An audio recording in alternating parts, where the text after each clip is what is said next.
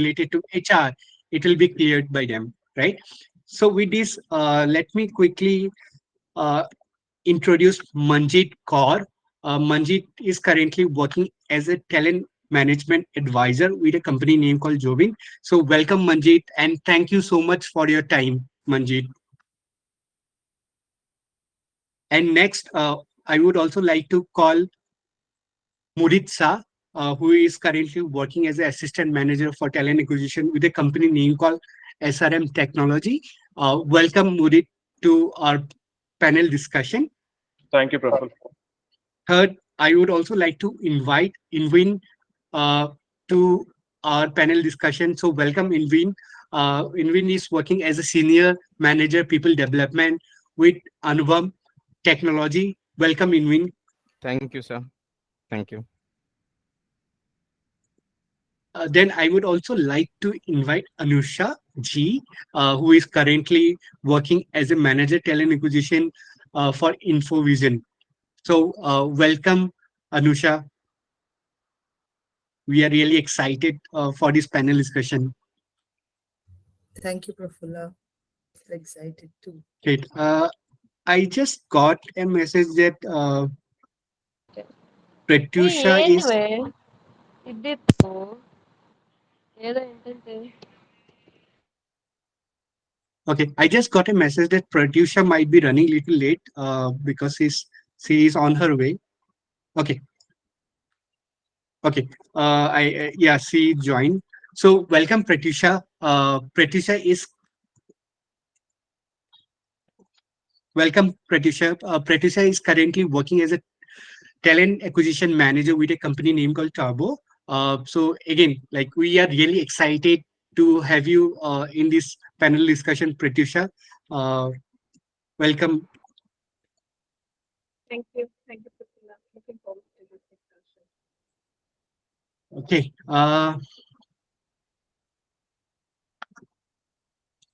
Great. So let's begin the panel discussion. Just a second.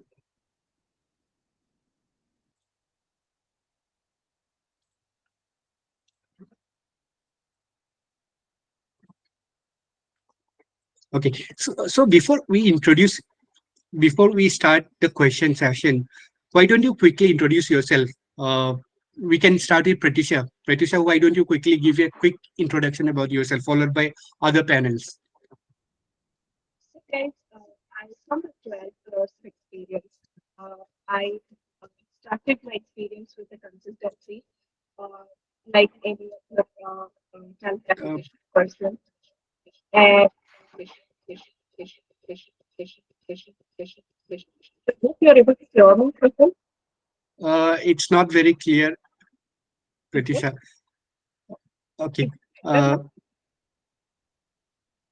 you, it's breaking. We'll give you some time. uh, Anusha, why don't you start with your introduction? Sure. Hello, everyone. I am Anusha, as you guys can see, and I have about 10 plus years experience into talent acquisition. I've been part of service industries as well as product companies in uh, in talent acquisition space, hiring across different technologies. So I'm looking forward to this session, and if I can contribute in any way, which can help you gain some knowledge. Thank you. Sure, sure. Mudit, you want to introduce yourself? Thanks, Praful. Hey, everyone. This is Mudit. I have 6 years of experience working with different service-based companies, product-based companies, and even working with investors and venture capital firms, where I have worked completely with CTOs, CEOs, and contributed towards the overall journey from growing from 1 to 10 or 0 to 1 for the firms. Thank you. Thanks, Mudit. Inwin, why don't you introduce yourself? Thanks, Prafulla. So I come with over 15 years of experience, broadly like into development sector and into corporations. So industry-wise, except financial and accounts, I've worked in all the departments and engineer turned HR. So by a choice, not by force. So thank you for this opportunity. Welcome, Inwin. Then we have Manjeet. Why don't you introduce yourself? Yeah, hi everyone. I'm glad to be part of this boot camp because that is what I have been doing. I have overall approximately 20 plus years of experience, out of which 13 years in talent management, and now I'm working with product companies solving the problems the HRs goes through for bad hiring. So, that is what I do, and I'm really glad so that, we can help people who are looking for job and clarify their concerns, and maybe they can find their dream job. So I'm looking forward to it. Thank you. Sure, sure. Uh, Pratyusha, do you want to? Yeah, I don't know how is my message. I'm able to be like pure and good enough, like good and ready. It's very low. It's very low, is it? Yeah, now it's good. If you're speaking from close, it's good. Okay, is it better now? Yeah, yeah, it's better. So, hi everyone. Sorry for my break in between because of my network, but otherwise I come with 12 years. I have started my career with a consultancy, and right now I'm working at position firm called Turbo. It's a product-based organization, and I have experience working on different sorts of clients, different sorts of companies, different sorts of requirements. So I'm happy to share my experience how you can actually start with any organization that you feel you would be value add to. And I'm looking forward to this discussion. Sure. We hear you, but again, like sometime it was breaking, Pratyusha. Okay. Great. So let's start with the question and answer session for all our panels. So when we talk about HR in general, right? So we most of the time when I was a student, I was having lots and lots of different misconception about HR, right? So what are some of the misconception about HR that students might have? Uh, so anyone can answer this question. So feel free to answer this question. Uh, uh, like because there are multiple misconception students have that HR doesn't uh, have much things to do in organization, or it's a very easy kind of work, uh, or they just participate in different activities and all those misconceptions. So since Pratyusha is having some trouble, why uh, can anyone answer this question for me?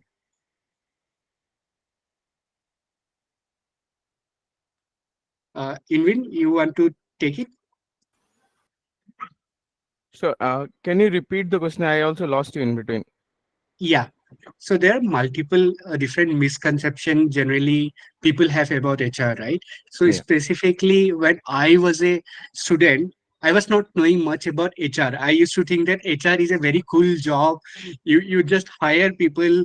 You are the boss of the company. You do different activities to engage people, right? So just to clarify those doubts, what are the basic misconceptions people have, and uh, if you can help with those. Okay, okay. So, firstly, from engineering to HR, it was also a big transition because even I didn't know. Because when we look at a traditional HR, we look at him like a hire and fire. So many students will think HR's role is only limited to hiring and firing or handling payroll. But HR is more than that. HR is involved in shaping an organization's culture. It would be driving employee engagement, then aligning the talent pool or the talent strategies with regard to the business objectives.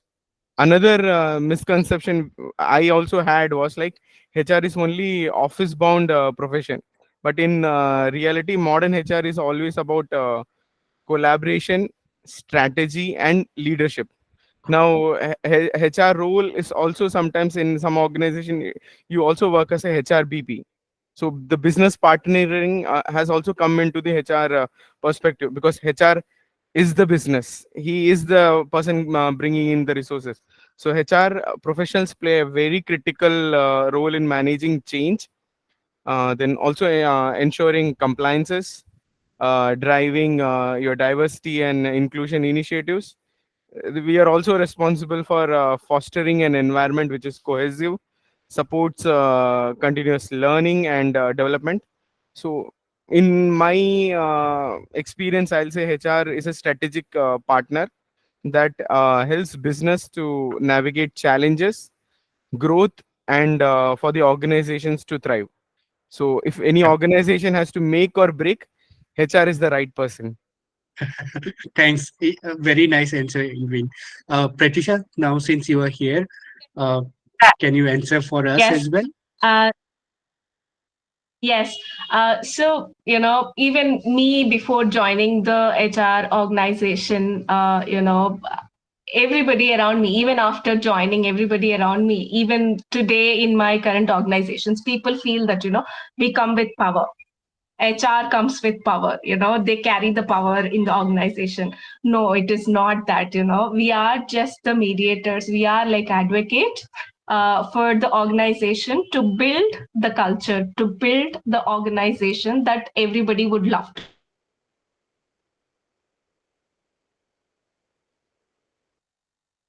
Pratisha, I think it got mute.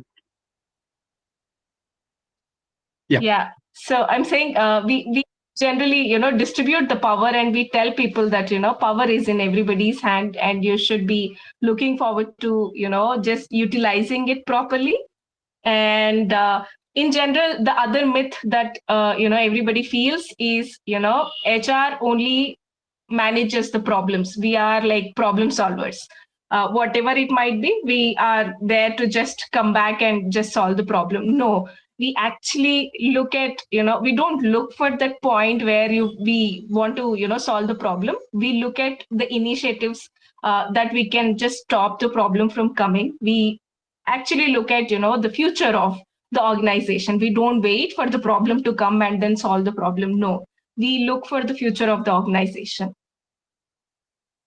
Sure, sure. Very nice answer, Pratyusha.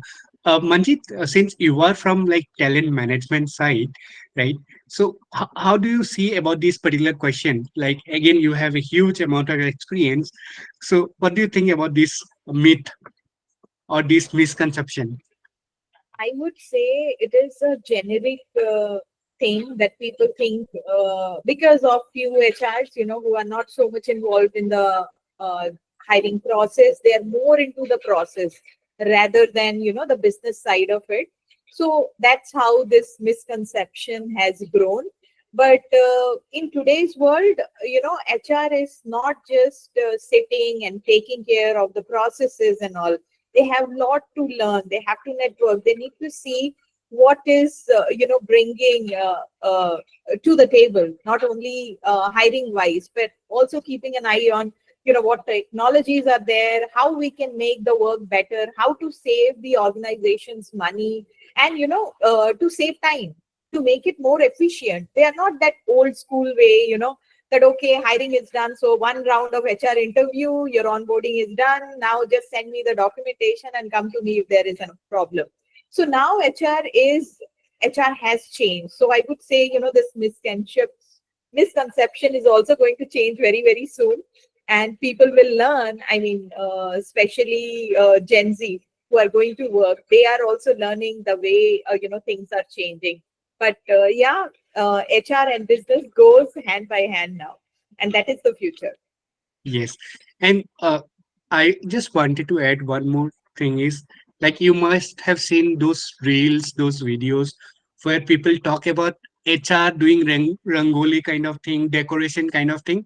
That is not the work we do, right?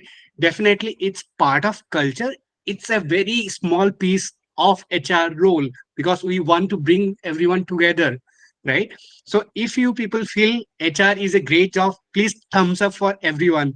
Your support is definitely required.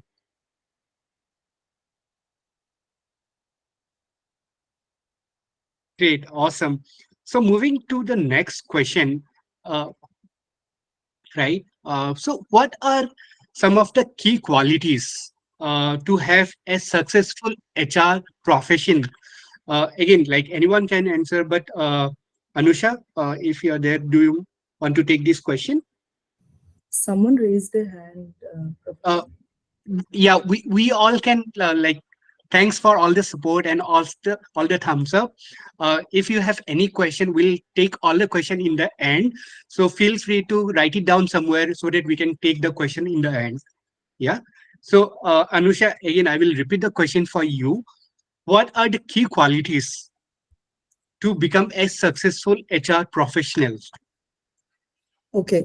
So I think the answer lies somewhere around what Inwin and Pratyusha and Manjit already spoke about. So I think what everybody expects a HR to be in the first place is being available. Like they want us to be available in a ping away, be it an employee, be it the business partners, be it anybody from the CEO level to every other employee. So being available is more important, and then being patient and empathetic in enough in responding to them. We should be very open to listen all the time. We should communicate, respond to them very compassionately. And so I believe being empathetic is one of the key qualities a HR should possess. And emotional intelligence of the HR should always be very high, be it handling a conflict or probably doing one-on-ones, being business partners, and understanding what is going wrong, where should the balance be between the business needs and the expectations of the business, and employees well-being is very important. So apart from that, I think one more thing is, because HR handles a lot of sensible information, we know a lot of things than just their work when we connect with them on a regular basis. So we develop that emotional connectivity with the employees so that they can reach out to us when they have problems.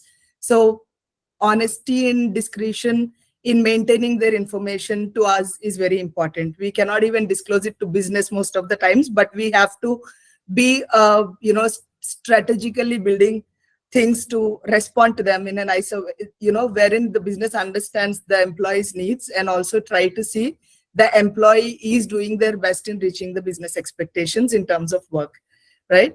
And what else can it be? So yeah, I think these are Yeah, the main yeah. emotional things. Yeah, these are the Yes, main yes. things. I And I think think HR should be very flexible and adaptable and being agile. They should be very agile in adapting to any new thing. For example, when we moved from completely remote to hybrid to now all 5 days work from office, I think it is HR who first needs to be adaptable. And, we are the one who get used to it and then ask people to be there, and be it building any new policies and everything, right? yeah. These are the key qualities. Yeah. Nice example, I would say. Right, again, like I think college student can also relate, right? Initially in COVID time, they are also working from their house in their comfort zone. Now everyone is back to their college or university, so definitely adapting to the change is definitely required. And there are many other things. Anyone of you want to add any point, any skills which is important to become a successful HR professional? Praful, I would like to add Yeah, one yeah. thing. So, in everyone's eyes, we are the enemies. Like we are trying to, formulate some new policies. We are trying to force employees to come back to office or anything. But we are just the, the bridge between the higher management and the people, those who are working in the team. So, just to, clarify ourselves, we have to justify ourselves multiple times to everyone. Like it is not us that we want you to come back to office, but it is the business need, it is the management's decision that everyone should be back to office so that we can collaborate more or things like that. And being as Anusha mentioned, being patient, because everyone thinks like whatever we say to HR, things will be communicated well to the management, but it's not just that. People come up with like any irrelevant request, any questions, anything, and they want us to communicate, because in that case we are the bad guys in front of the management, not just in front of the employees but in front of the management as well. Sure, sure. Thanks, Mudit. I totally agree. Like we are the bridge between like the employees and the management or the company. And most of the time when you are being a bridge, you are being pushed from both the side, and you can feel the heat as well, right? And But also, we yeah, are the guinea pig. Like whatever policies company wants to implement, HR team is the first one to be, tried and tested for that particular policy. We are the yeah, first to face all the challenges and policies being implemented on us. yeah. But again, there is nothing to worry, because whenever there is any software coming up in the market, you are the first one to test the beta version, right? So you have the first hand experience to give like what is correct, what is wrong to the management. Same like beta version of any Android application, right? So same like Murit have told, it's an experiment. We have to conduct first on ourselves and then proceed ahead. Yeah. Great. Moving to the next question. Beyond technical skills, what soft skills are essential for a thriving in HR profession? Manjit, do you want to take this question? Soft skills, I would say, not only for HR role, but for every position, we need to be a very, very good communicator so that you can convey what you are, telling to your audience or to the other person. They need to communicate. Okay. It is not just language. You might be very good in English or Hindi or Tamil or whatever, right? But how do you communicate with the other person? So communicating is not just speaking. Communicating is understanding what the other person also saying, and based on that you're answering that. So I think being in HR takes a lot of things. They are the guinea pig for sure. Management comes and throws anything. Okay, go ahead and try this out, right? So I think for being an HR, we need to be very, very strong. And when we are talking, because for any other department, if you take for marketing or sales or any other department in the or finance, they debate, they sit with the organization, they talk to the management. They don't just agree, okay, you said this, okay, I'll go and I will convey this to the other people and they will start doing it. So we need to be very, very strong in confronting and being very confident. First go through that information, then digest it, and then you come up with the solution and talk to the management about it. That this is the thing you want to impose, so this is the conflict, this is what is going to come out of it, because you are the one who is dealing with the employees on a day-to-day basis. So what A wants, what B wants, what C wants. So if the boss is asking something, we can always say, instead of just accepting it and going ahead. I know it is another challenge to but that is what we need to do to be in the good books, and also to be part of the organization growth, not just okay. No, everything is not okay. We need to go through the analysis. We need to thoroughly analyze, and then we need to conclude on something. So I think having a business mindset is very, very important when you are coming to HR. You need to just not think that, okay, I am here to. I mean, most of the HR, you have just gone through the first question is itself the misconception, right? So people who are newly joining HR, the freshers, the interns, they are thinking, I don't have to do anything. I just need to see who are joining. I need to hand over offer letter. These are the policies. No, you need to be aware of what is going on and how to present yourself, and be very, very communicating to the organization, so that you are the perfect bridge. The organization, the boss also knows, okay, whatever I say is not going to happen. He is smart enough. He will tell me. So I need to be prepared too. So you go ahead with the plans or new policies when you are 100% sure about it. You think, okay, it can be done. Everybody will be, accepting it. Like now people have gone through hybrid, right? So you have seen, we can't say suddenly that 5 days you come. So we came to a mid path, right? Like, okay, let's call it hybrid. Come 2 days in office, 3 days in office. So these are the practices we need to be, be open to and talk to them about it. I think this is the major skill when you are dealing with HR, because HR is going to change. It is drastic changes happening, and it is not going to be the same as it was earlier. Totally my agree. thought. That's my thought, anyways. Sure, sure. Thanks, Manjit, being so candid and open as well. And I totally agree, right? Uh, Many of us in general, right, even in our house, we are never taught to say no in most of the time, right? But again, like we have to sometime uh, stop and think before saying yes to everything as well, right? We have to also learn about saying no, when to say stop, halt, and say no. It's okay, right? Because And when anyways, it is going to backfire, right? Like, let's yes, say you said yes to something, and then the employees, the retention, for retention, people have paid bonus, retention bonus they paid in $1 million after COVID, after they asked to come to home. So actually, you are helping the organization if you are confronting them in the beginning itself, so that they don't take a wrong decision, and this way they will lose a lot of money. So this is a smart choice, actually. Might be a bitter thing, but bitter thing is good for our blood. Right? Blood yes, yes, cleansing. yeah. Invin, you want to add something? Yeah.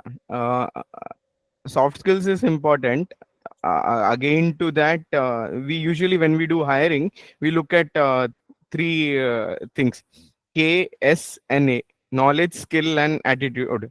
Knowledge and skill, people can be groomed. Attitude is also very critical, because as a HR, you're not only the HR, you are the entire business. You are the front line person who is meeting any person. So if you look at the HR gamut, if you're in the payroll, you need to have the finance skills. When you are when you're a TA guy, you are the marketing guy and the sales guy for the organization.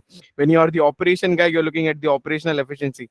So one person in an organization touch basing with every department, not only any department, but across various stakeholders, the internal and external stakeholders.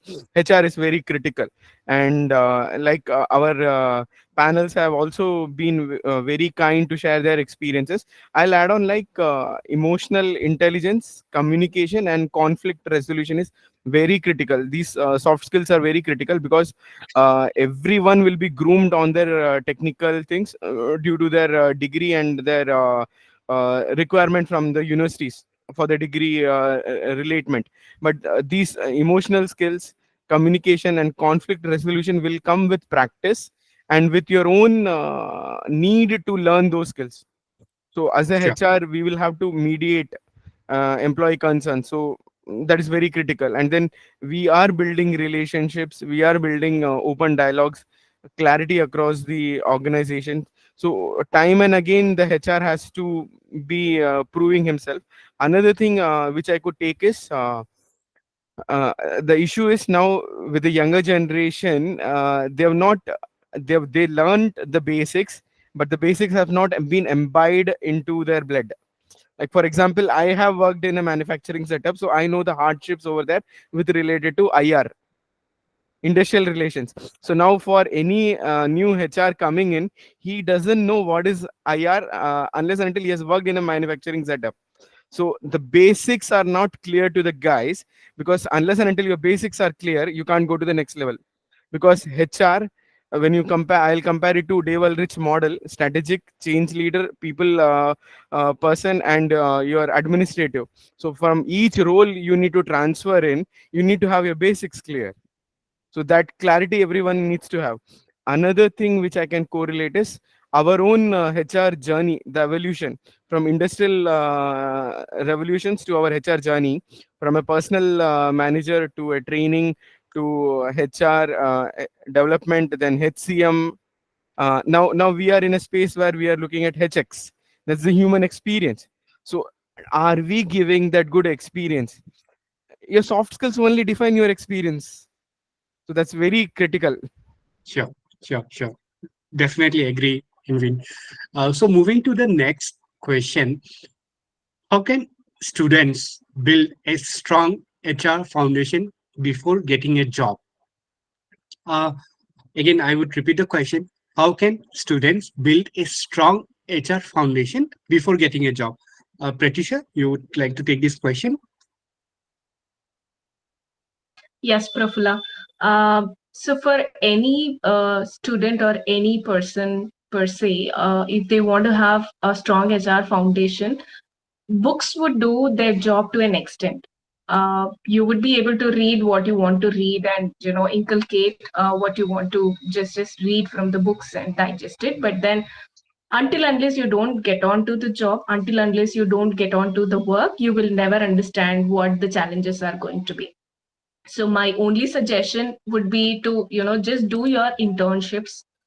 Do not just go and do some sort of a project which is available in the market, and because you will be able to get a certificate from known company, you just finish it off. Don't do such things. Go for an internship, even if it is a not paid internship like a volunteer work. Go for it, take it up, experience it, just understand how the HR department works in an organization, and what are the challenges that the HR department is facing, and what is that you can actually do creatively, so that you get to learn things other than books. Books will just give you, the theory, the, philosophy that you can actually follow, but until unless you don't do the job on the, floor, you will not understand what it is. And if possible, do connect with people who are already working in the HR industry. Try to just get into the conversations, or get into any kind of conference where it is to do with HR. Try to connect with people, try to attend the conferences to know more about how HR works and what are the challenges, how people are trying to come up with solutions, and what best you can do when you can actually get into the job. Thanks, Pratisha. Rana, you would like to add something? One of the important things that I would want to bring in is that the youngsters need to be more communicative and interactive than what they usually are. They feel that experience is something which they lack and which does not qualify them to ask a question.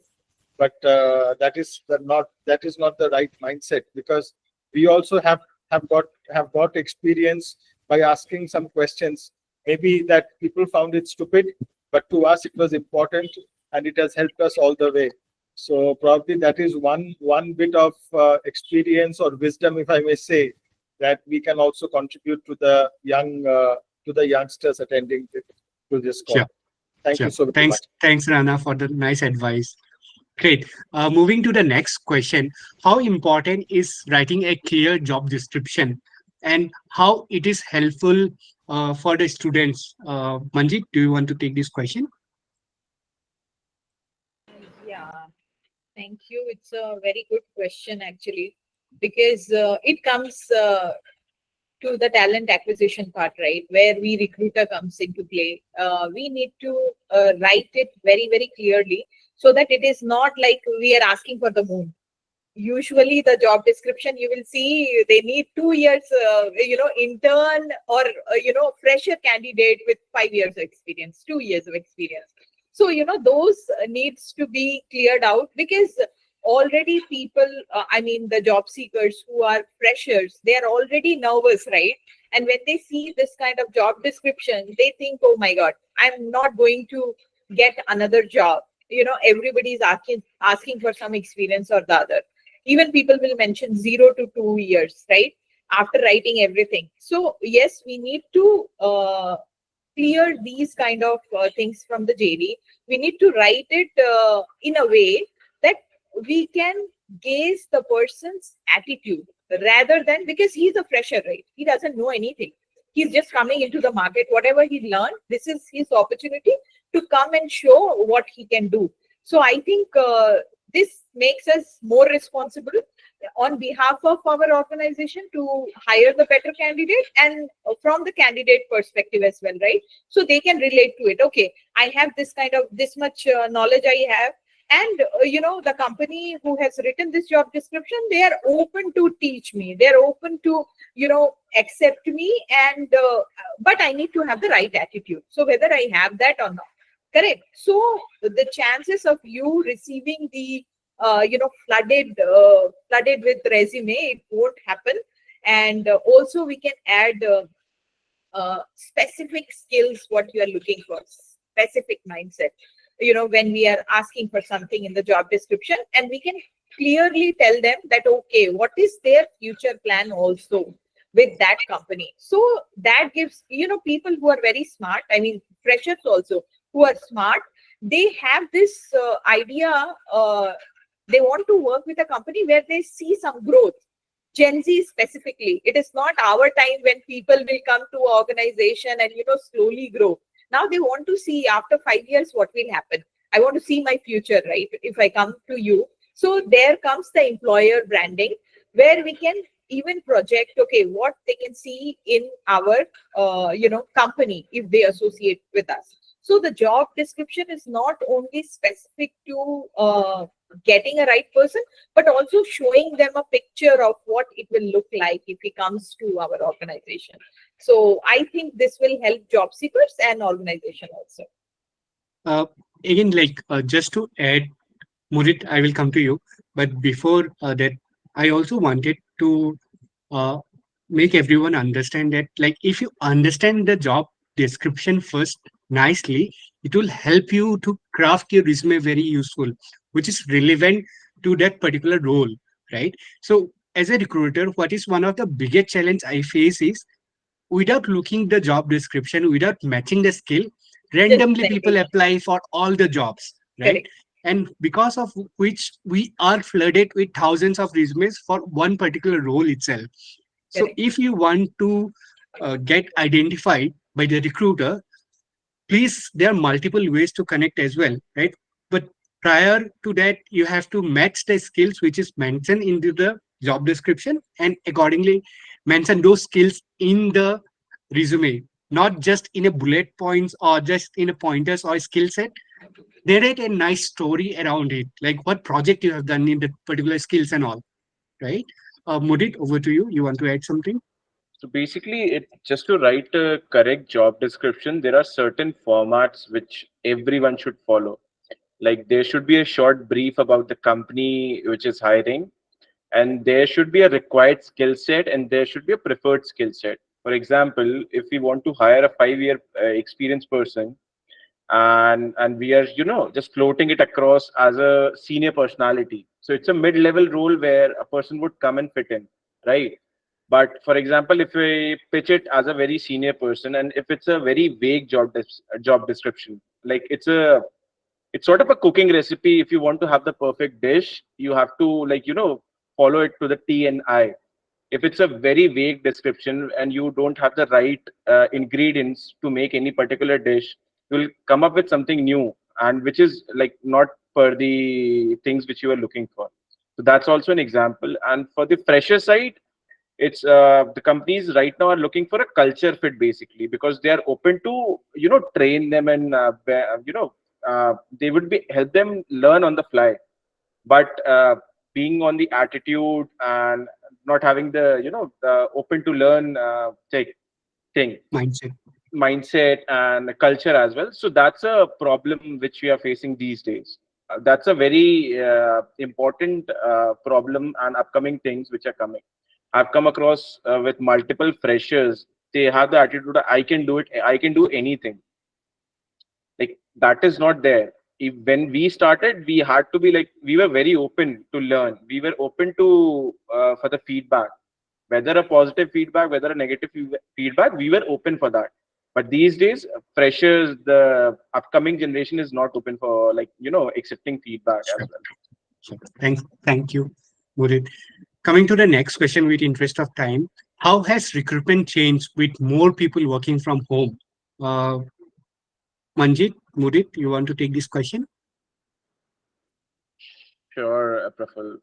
Manjeet, if you want to go first, that's okay.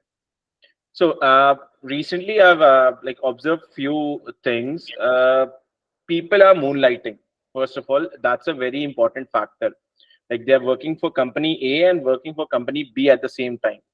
So that's like they think they are able to concentrate 100% on A and B entity together, but it does not happen in day to day, right? If you try to focus on entity A, then entity B is lacking the focus which you should have on that particular role as well. because company is expecting you to focus and do your job dedicatedly, because they are rooting for you, and they are investing in you to get the right talent or maybe get the job done. If you are juggling between two different boats, you'll not be able to succeed in any which case. Manjeet? Yeah, I think moonlighting has been a bigger issue after the pandemic, right? During the pandemic, everybody, I mean, specifically the development community, IT jobs have been gone through that. And because of that, see, the major problem in that, again, I'll come back to the attitude side of it, because skill can be taught. Okay, but these are the basics. You need to be ethical. You need to be loyal to the company you are working for, because you are a good human being, right? First of all, why to do certain, I mean, how they adopt to this, even, working for two organization, when they sign a specific contract or agreement, you're signing with the organization. How can you even think of doing it? Think about your future. But, most people, doing this, they have not only disappointed the entire people who are working from home, they were the major role player in bringing everybody back to the office, right? I mean, that was, you can't trust people, right? I mean, now after knowing all these things, you have a hard time. If somebody is working from home, then are they working or not? So I think now people have giving more, emphasis on the type of task given, and they are giving, okay, so I have given you this task. It doesn't matter whether you're working 8 hours or 80 hours, get this thing done. So I think the agile methodology is really helping now workers, and we especially at Zobin is having very flexible environment. Everybody, most of us are working from home, and they are able to deliver 100%. So I think if you are fresher and you are, looking for jobs, so first thing, be ethical. Don't lie. It was there in our school books from the very first day. So that still, stands true. So please be honest. Honesty is the best thing. It will only take you far. If you want to do, small gigs and you make this kind of mistakes, it will be a bad shape for you in future. So take things right and keep everybody, don't try to cheat anybody, because people are smart enough. Today or tomorrow, they will come to know. Yes, And yes. just to add to this particular point, so this is the particular reason why companies have started installing, monitoring tools on your system. Earlier, there was no such concept of installing a monitoring tool where all the mouse tracking, mouse clicks, keyboard, pressing keys, pressing, everything is monitored these days. Every activity, yeah. Even many companies put camera, right? Yeah. Everywhere. Even you need to be on camera when you're working. So all those And things have. now came. certain companies have come up with an idea. Why not take a screenshot? They have access to your laptops, desktop. They have started taking snippets of you working every random. Like, Yeah. it would be a random 1 hour thing. Camera will open up and the picture will be taken. This is also Yeah. come up with a new strategy which companies are following to stop. It's a basic loss of the company as well. It's a conflict of Correct. interest between two different things. Yeah. True, true. Rana, you have something to say? Yeah, so I just go back to the previous question, which was about job description. So Mudit and Manjeet very clearly summed it up. See, we are also living in the era of digital privacy and data protection. So it might be good if the job descriptions also state that given the seniority of the positions, your laptop and your movements within the office hours would be tracked and would be reported upon, so that we also we do a proper CYA, so that there is no legal backlash that can happen at a later point in time. Yeah. Thanks for adding that. Just to add more point to the job description part, if you go to an engineering leader, they'll just mention 3 words: we need Java, we need .NET, we need big data. They would not mention anything else. It is up to us what we want to write in the job description, right? They just want the skill set mentioned, nothing else. That is the only point which they have in mind. And in that skill set, they want everything. True. They want moon for the Java particular thing. Great. Moving to the next question with interest of time. Why is networking important and how should a beginner start networking? Uh, Again, like since college students are going to start their career very soon, why networking is important for college student and how they can start networking? Uh, who want to take this question? Anusha, you want to I go? can go. Yeah, Yeah. yeah, I can go.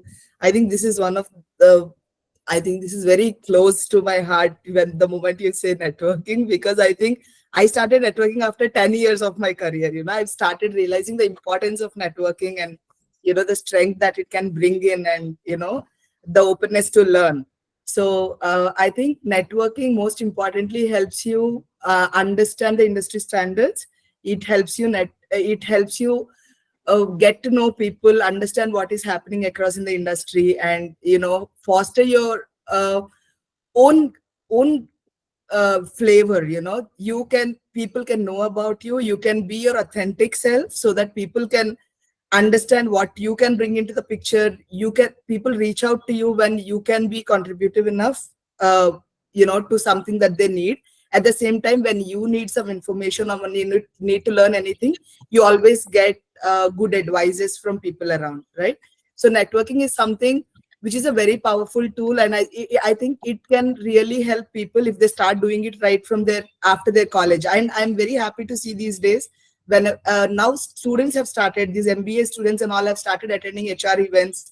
They try to understand, what are the verticals in HR, how can they build their career, what could be closer to their interests and aims, which probably back then, a decade back, probably we weren't aware of, and the flavor is coming in right now.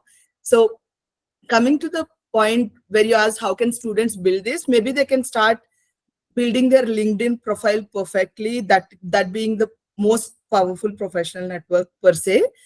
They have to keep their LinkedIn profile very clear. What are they aiming at? What are their skills? What can they bring into the picture, right? And then they probably can start building it with their network of professors, friends, family, whoever they want. And you never know which contact might lead into another one, and it can bring you closer to the career options that you're looking for, right?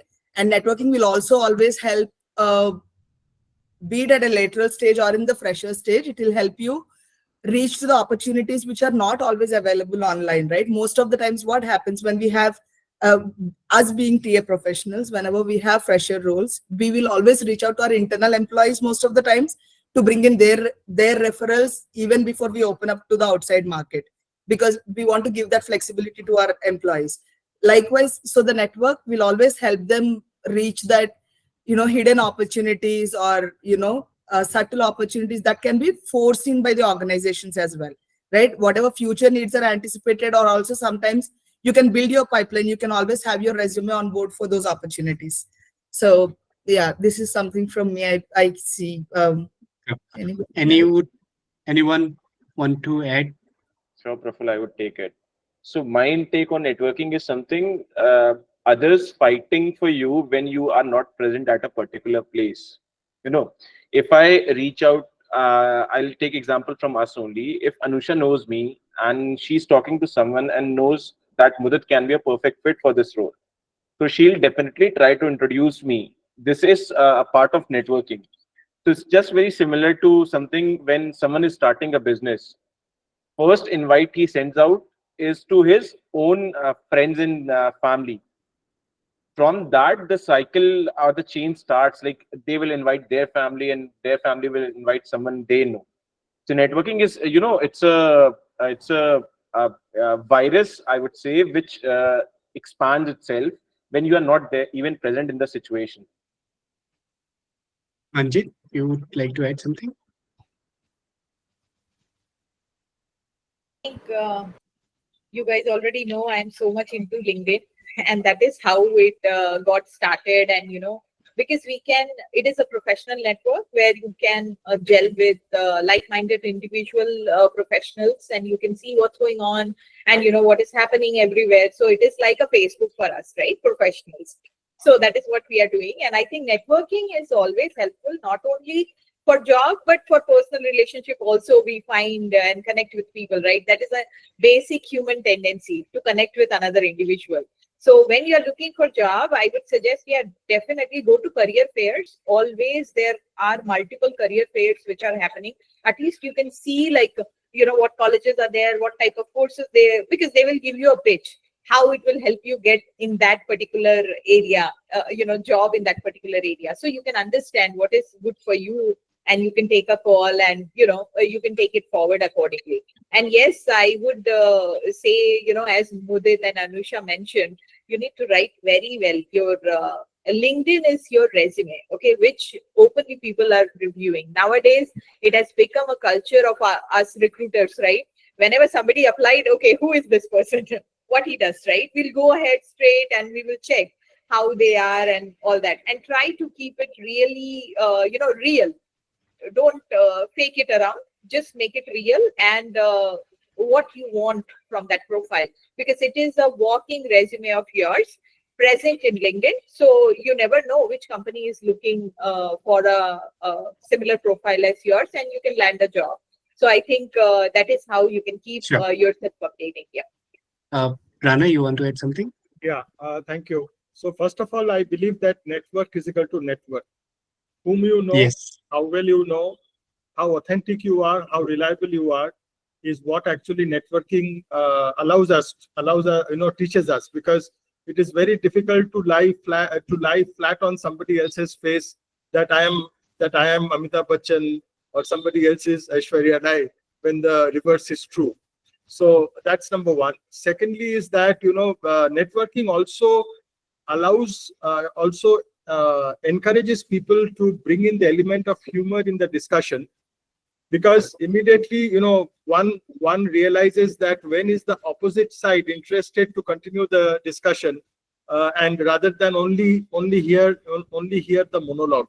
So that is also very important. And finally, is that network overall is a 360-degree development pack, which does not come at any cost, and it actually brings more surprises than positive surprises than negative. That's what would be my take on this. Sure.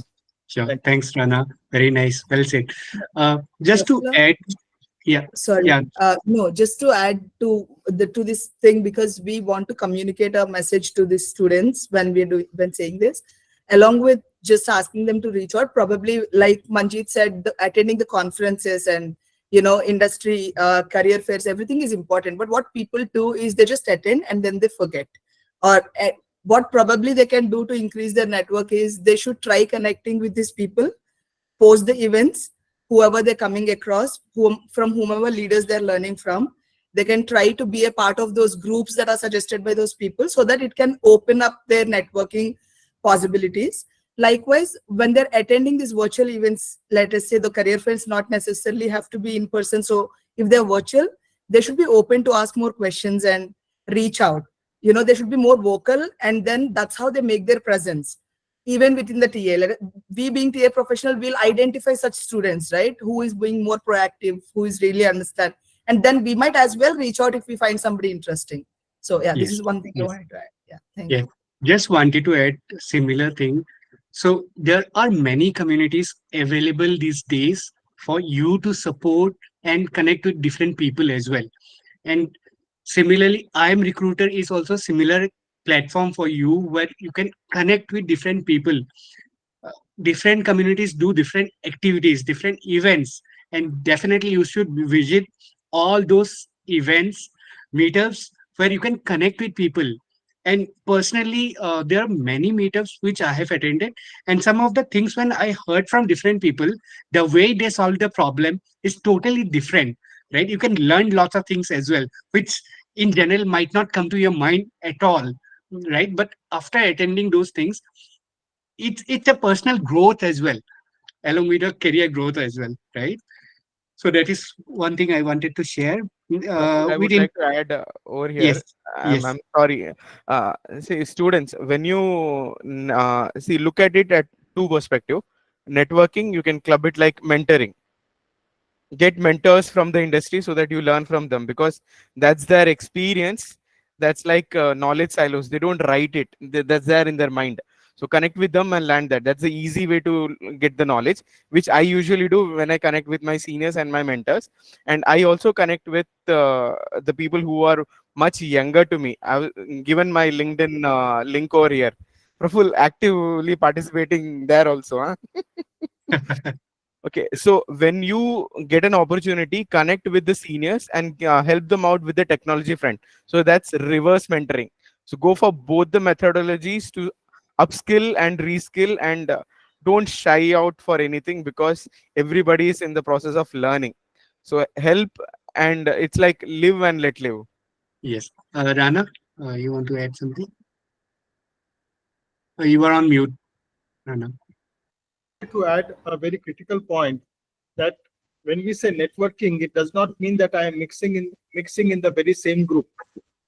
I am actually going out of my comfort zone and Yes, meeting people whom I do not know. That is what is called networking. real networking. I do not network my laptop more than once. So therefore, if I'm actually, talking to the same people, I'm actually committing the same mistake. I'm still living in my comfort zone. I'm not breaking out of it. So I do not get to understand anything. I do not get to know anything. So networking has to be outside of the comfort zone and with people whom I did not know and who are not in my ecosystem. Yes, definitely agree. Absolutely, Rana. We'll watch for it. Manjit will empathize with the situation, because we both are there in Chennai. We attend events. We'll say hi and we'll not be discussing anything, because we'll connect with other people. And with this, I wanted to express that I'm Recruiter is planning to have meetup even in Chennai very soon. So if you are from Chennai, students are from Chennai, feel free to come to the networking event as well, right? Great. Moving to the next question. We have discussed about a skill as well, right?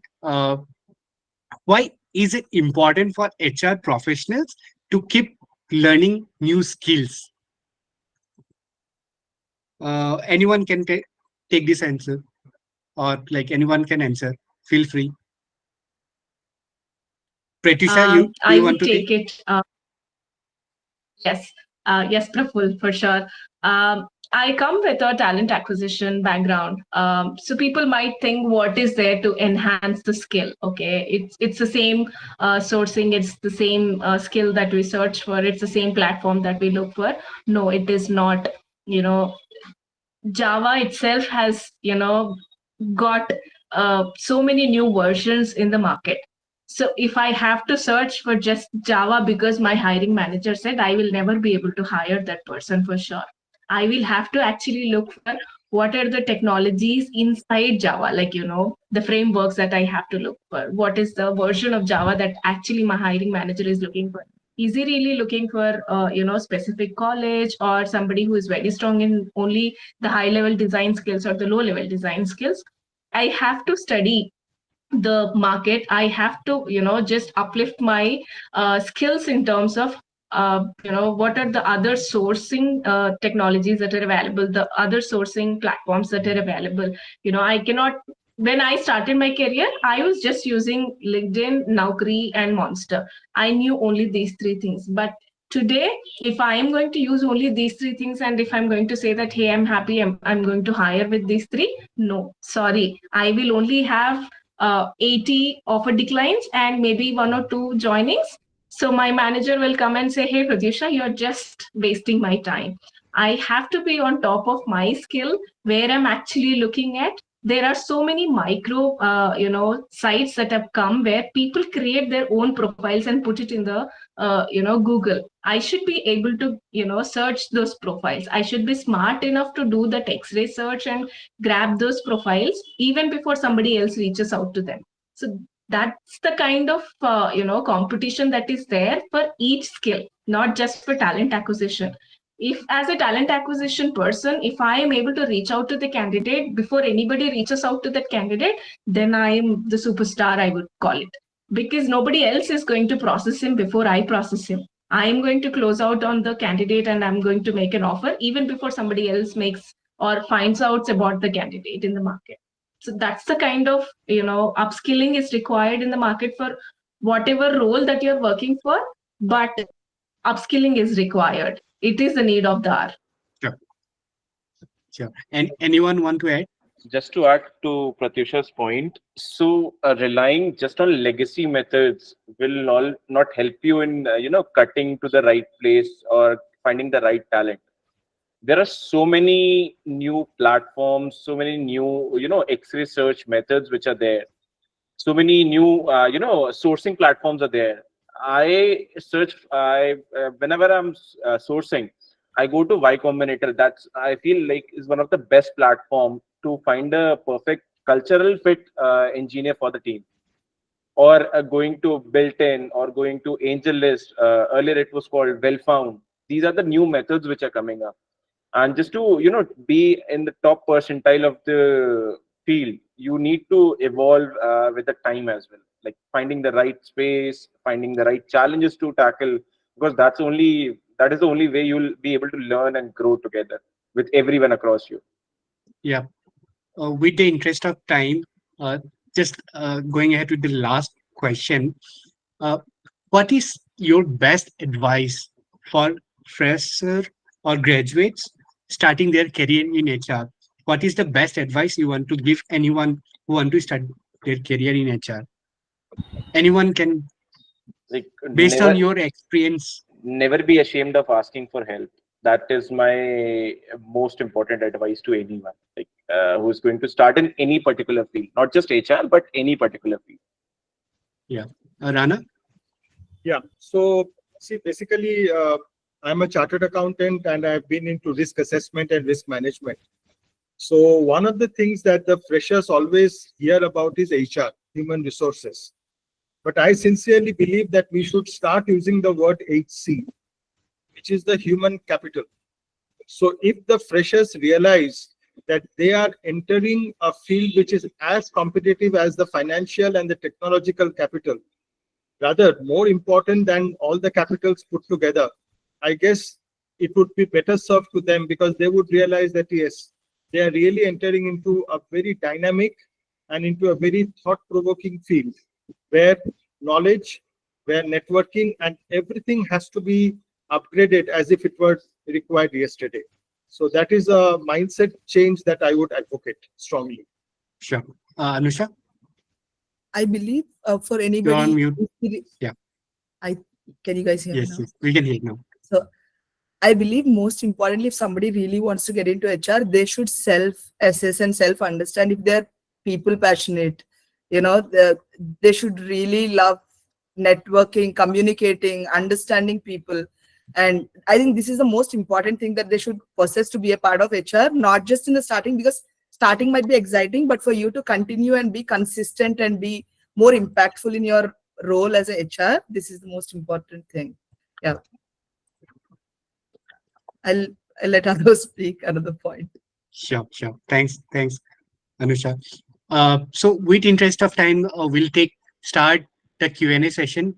So people, students, if you have any question, please raise your hand. We'll take your question and we'll try our best to answer those.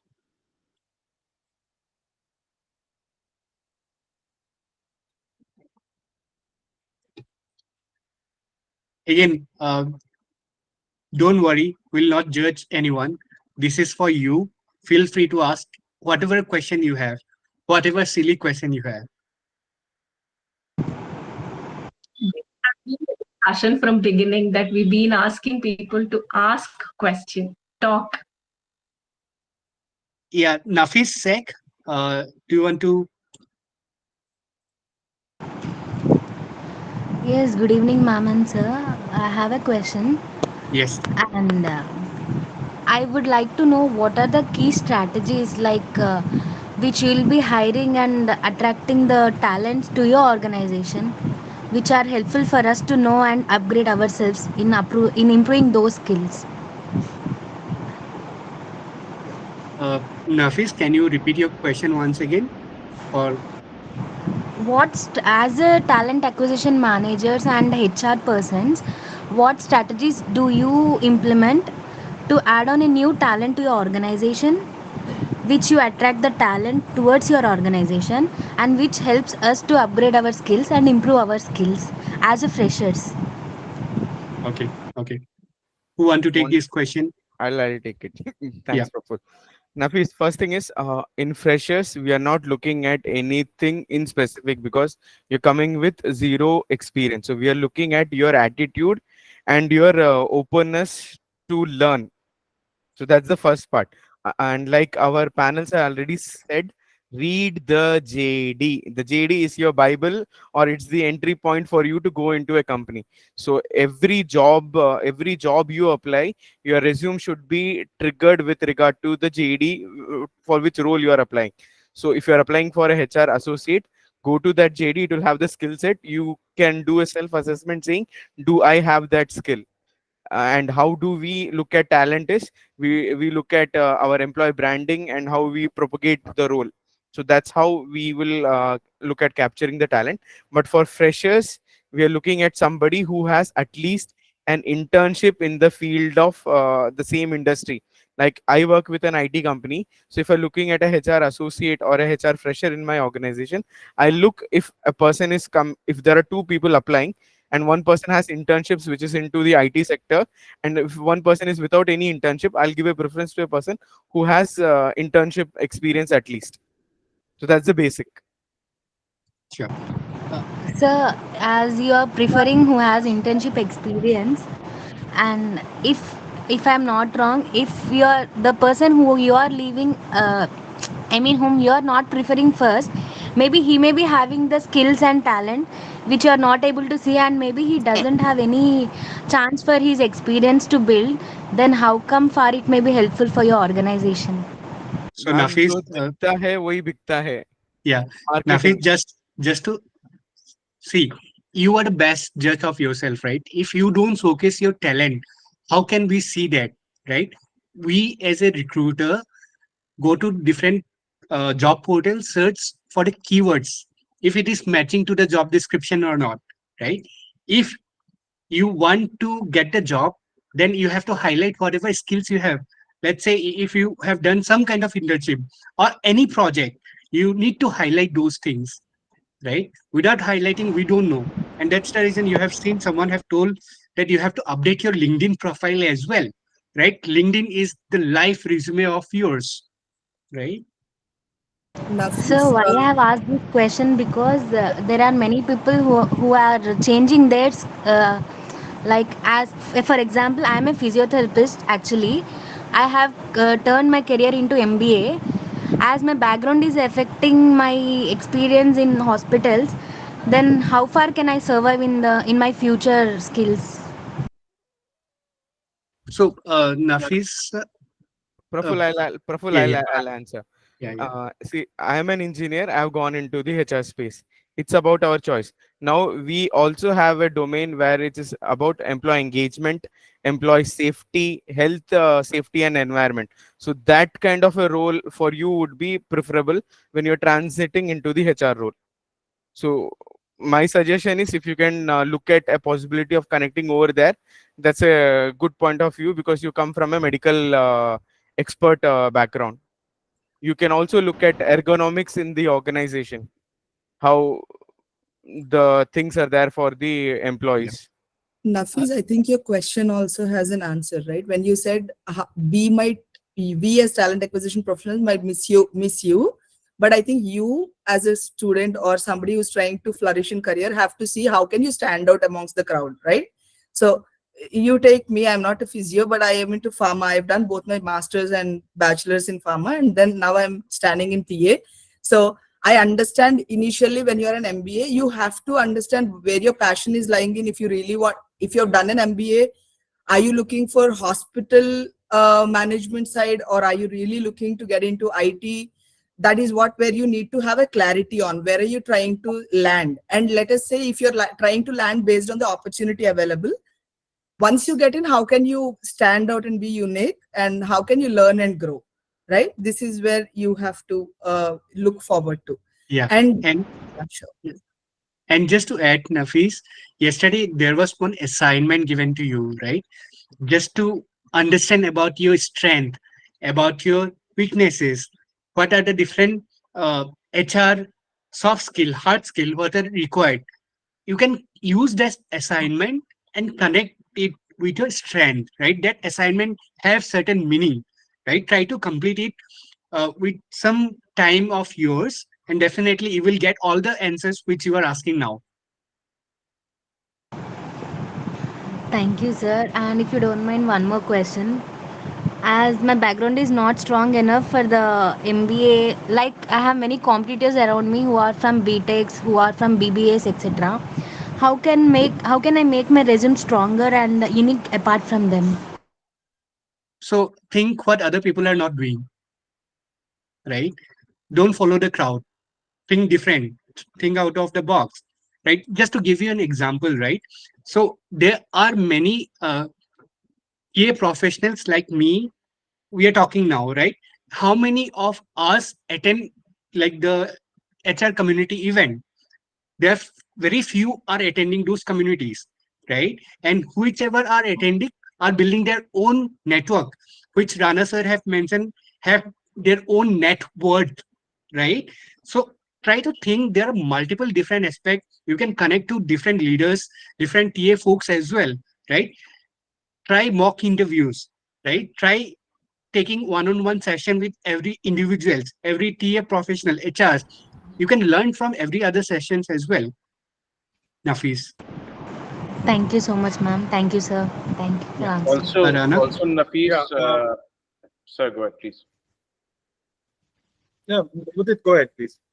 So also, Nafis, if you see someone mentioning, or if you find someone who could mentor you, don't hold back in reaching out to them. Write a compelling email or a text message where you what kind of help you are seeking from someone, and they'll be happy to help you. It's not like that if you text someone, they'll just kind of ignore you or will not help you out. So that's now not how things work on LinkedIn or any of the communities or networking things happen. Yeah. So Rana. why I got this doubt, because as you have answered about your that job description question, I got a doubt. As if their requirements are very straightforward, if I won't match, I don't have those skills, then my resume is automatically put back. So how can I show my soft skills, or how can I get an opportunity to at least showcase my talent? Okay. Just to give you a real-time example, right? So you know all these YouTuber podcasters and all, right? They are some of the people who have gone beyond their skills. Like some are from IITs, some are from NITs, but still they have dropped out their self. They have come out of their comfort zone and started something different, right? So you have to go back and think, Nafis, what your interests lie, and based on that, you have to. There are multiple different ways. You need to connect with people. You have to talk to everyone. You will find solution, right?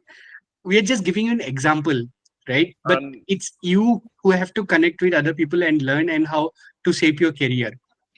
and also, you should, Nafis, you should reach out to, let's say, for example, a company XYZ is hiring. You should reach, like, think outside the box, write a very compelling message or a very clear message, and you can reach out to someone who is working in that company, and they can refer you, like, they can vouch for you in front of the HR, and they'll fight for you as well. With interest of A time, last. compelling cover. Yeah, yeah, Pratisha. Last, with interest of time, please go ahead, Yeah, Pratisha. I'm just saying the compelling cover letter would help her. And there are so many organizations which come from, medical background, like Novartis is one of them. So there will be such organizations. Dr. Reddy's Labs is there. There'll be so many pharmaceutical companies where they need HR. It's not that, if somebody's coming with a medical background, they will not fit in HR. No, that's a false assumption. Maybe you should come out of it. You can get into it. You will be able to just join them. Do not think of the not having possibilities. Think of the possibilities that can happen. Yeah, Thanks, Pratisha. Last one question I will take. Yes, one. Probably you can quickly. Uh, Govardhan, you can just drop your question in the note or chat box. Thank you, ma'am. Good evening Thank you, to sir. all of one. Sir, I have a doubt. Yeah, yeah, yes, one. Sir, so many members telling that HR is only for the role is for only girls and not for the boys. I have Uh, some confusion on that thing, sir. okay. So, how many HR folks you are seeing here? Sir, there are so many. My relatives and those are all telling like that. I have Okay. my friends. How many of your relatives are HR? Sir, none of all not there, sir. I have my uncle. Okay. My Okay. uncle is Okay. Uh, in the supply chain okay. background. Leave HR. Leave HR. Do you see NASA and other news as well? Yes, sir. I How follow that many? news in daily. Yeah. So how many of them are male, female? Have you heard about diversity related things? Yes, sir. Yesterday we Like, have spoken. sir, actually, yesterday I didn't attend the class. In my Kerala University, I have an special class up to 8. So I didn't attend the class, sir. Okay. Okay. The syllabus is not so good. Just to give you a yes one. See, now time have changed, right? It's not male, female, or any other different gender. It's equally treated for everyone, right? You can be successful where your skills right. I can be successful where your my skills right. My parents asked me to do engineering. My relatives asked me to do engineering, but I didn't felt interested or connected with engineering. After that, I did MBA, and I felt that HR is what my interest lie, and I'm successful here. What I love to do, and successful have a different definition for everyone, right? What definition is yours success, right? You have to define your own success definition, I Actually, would I say. like the HR role very interesting, sir. So don't I worry like about other HR things. roles. Then Don't you can worry, go reach for out to it. any of us. Yeah, Actually, I'm also from the commerce background, so I know these accounts, etc. don't worry, you are in a good path. Yes, one, there are lots of opportunities. Just think out of box. Okay. Thank you. Govardhan, last question for you. Yeah, go ahead. Yeah, thank you, Professor. And for this generation, HR is lot of the people are choosing an HR field. But coming on to the new generation, like I'm currently working with the talent acquisition, but I'm in a mail, writing a mails and communication. In terms of the speaking skills, it will be difficult comparing to the market team and the HR team. HR's team should be very fluent in English and written communication skills. This should be some of the lack of for my side and some of the young generation would be coming onto this. How to overcome these type of things and how we should develop in our career. This is my question, sir. Yeah. Anyone can add. I have one answer for him.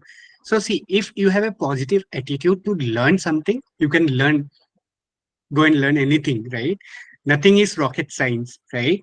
So just to give you my background, I am from a very small town called Sibsagar, Assam, right? So from there, I have also learned. I'm not fluent in English, right? Many times even I get stuck, but it's okay. I'm able to express my thing, what I want to say, right? That is the communication. Don't worry if you are not able to use hi-fi word and all those things. It's okay. If you are able to communicate or express what you are willing to say, that's all, right? HR should keep a simple English so that the other person understands. If you put jargons, that will backfire to you to have repetitive answers to that. Like we said, network with people to upskill yourself. Not everybody knows. Communication simple thing is how you say, the other person has to understand. It need not be English, it can be any language. It is as simple as that. Gordon, Sure. it's up to the person who is replying back. If they want to write a whole, page, they can write it. If they can sum it up in one word, that's also fine. They should be open with a clear communication. That's the important part. Yes, yes.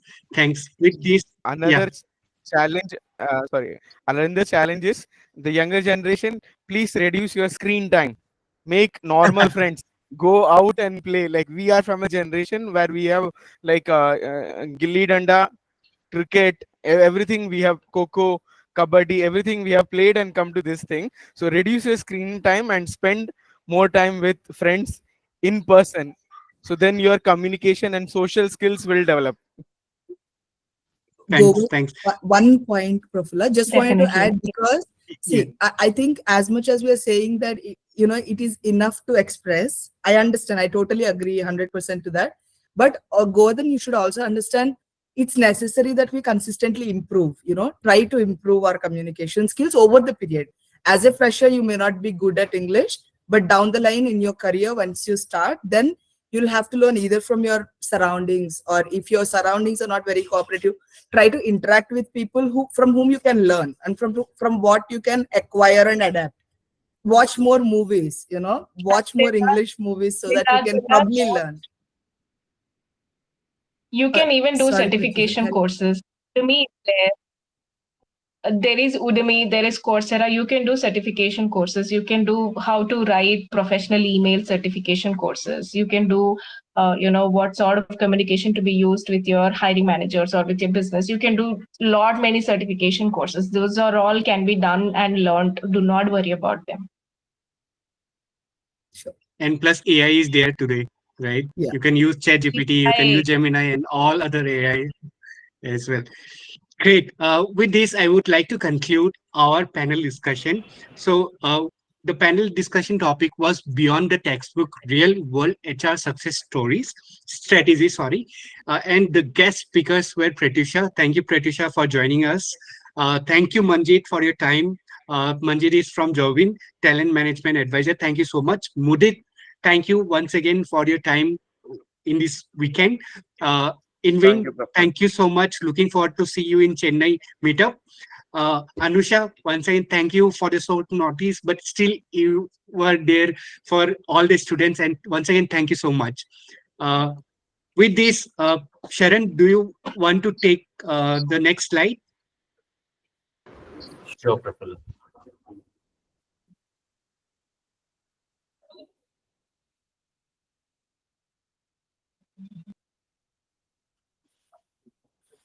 Yeah. So with this, I would like to invite Jace. Jace again is a coach, mentor, LinkedIn trainer, and he's a good friend as well. So he's a very experienced person with lots of experience, more than 20 plus years of experience. He has climbed across different countries. So he is definitely a great person to talk and discuss about this particular topic, crafting the perfect job description. And he always connect with different clients, how to make resumes, how to talk about job description. So he's the right person. So if you have any question, feel free to ask. Welcome, Jayesh, and sorry for keeping you waiting. Thank you so much, Prafulla. I mean, absolutely wonderful, amazing hosting all this talent acquisition people, especially Mudit, Indvin, Pratyusha, Anusha, and Manjit Kaur, having invested your time out of passion. There is no monetary benefits here, but out of passion, you have spent your time on a weekend, which is very, very crucial. Thanks so much of gratitude for your time, and I think exceptionally insightful session in last 90 minutes. If at all I was a student and I had this opportunity, I could have capitalized very well. And still, we are learning a lot in this entire recruitment fraternity. There is no end to learning in the HR domain. So as Prafulla said, I come with about 20 years of experience in recruitment. I train on recruitment and LinkedIn for various corporates, including Quest Corp, Randstad, First Meridian, and multiple other engineering and manpower agencies, where we start people training in terms of how to decode a JD, how to understand a JD, and sourcing techniques, various sourcing techniques beyond Naukri and LinkedIn, and how to speak to the candidates, how to handle the hiring managers. There are multiple end-to-end training which we do. Now that we have understood like multiple perspectives in last 90 minutes, it's time for us to put some hands on and learn something by doing something. Okay, it's not like something where we assume get a lot of knowledge and leave out all the messages after this room, but rather we put on our hands together and then make our hands dirty in terms of implementing something, action, taking action of something. Either it is right or wrong, we don't mind, but putting into action makes a lot of sense where we can get a lot of realization. Now, this is next 10 minutes for the students to take some actions.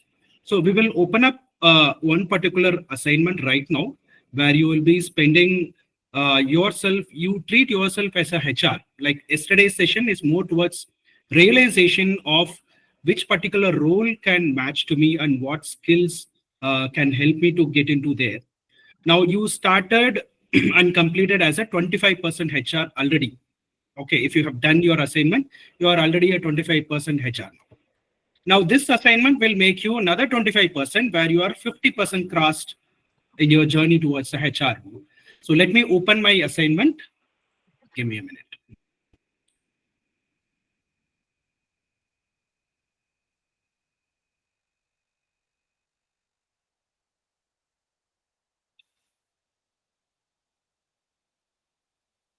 Is my screen visible?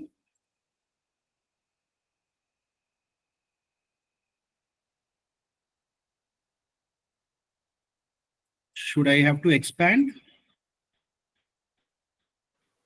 Maybe GS scroll a bit Reduce. towards the scroll bar. Left side. Yeah.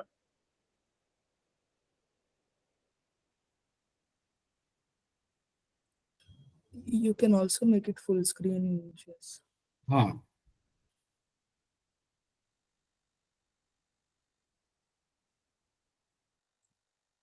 If I'm making full screen, I'm not able to see the screen. Let me check 1 second.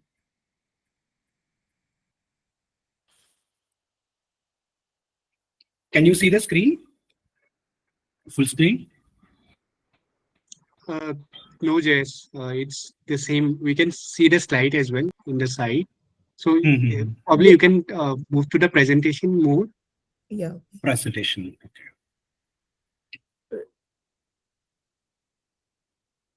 The beside one. One The to the beside right. one. No, right. The last one. The last Yeah. one. Now? It's not coming. Okay, no worries, Jace. You can just go ahead. Anyways, the Okay, context it's is very important. simple. It's very simple idea of writing a JD where the context is your client is looking for a junior recruiter with campus hiring experience, with good language skill in Spanish, and the location would be Dwarka, Delhi. And your role is to write a JD, job description, so that you can post in a job portal like Naukri or Monster. That's the kind of assignment. It's very simple. I'm reading it again. Your client is looking for a junior recruiter with campus hiring experience, good in Spanish, location Dwarka, Delhi. Now, your role is to prepare a job description so that you can post this job in a job portal to get best relevant candidates. Okay, like you also know, like whenever we post a job, there will be like 500 to 1,000 profiles in a single day, where it has become very terrible for a recruiter to shortlist every single profile.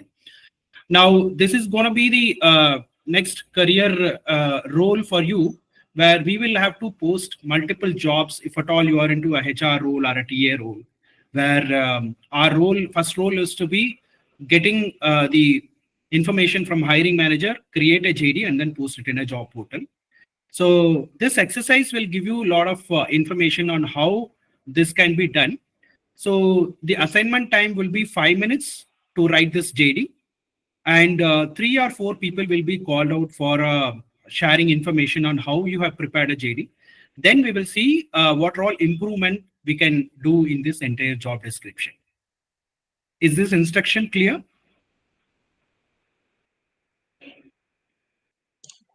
Please use thumbs up if it's clear for you.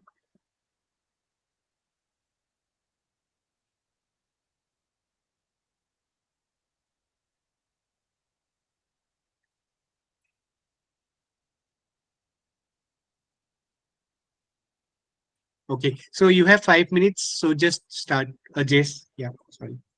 Now it is 7:47. We'll come back on 7:52 to share this information. Let me also upload my document thing so that it is very clear.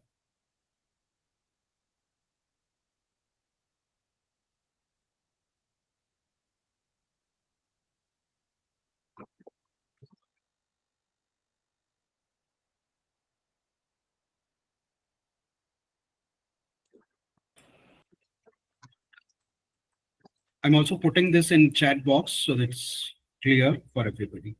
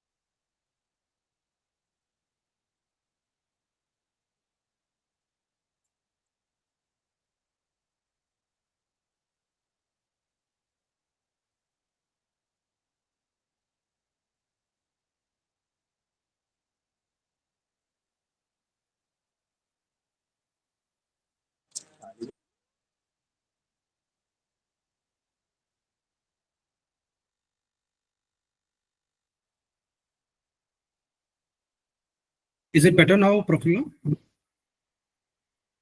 Yes.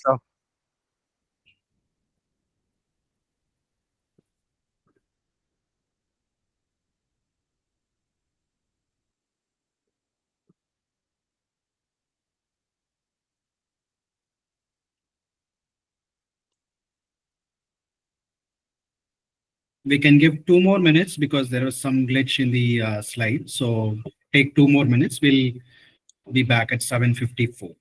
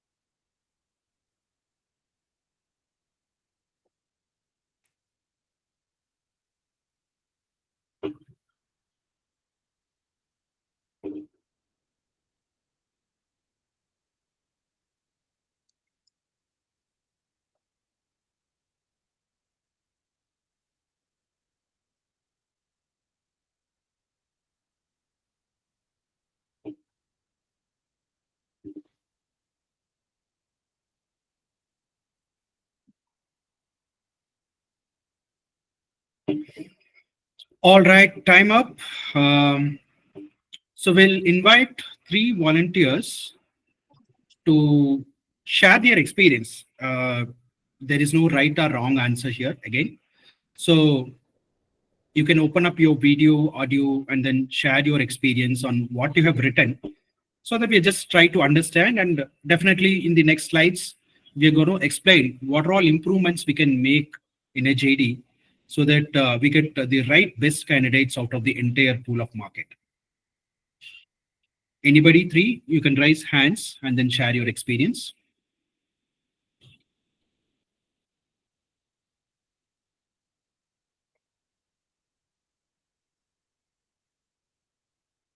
Who's going to be first?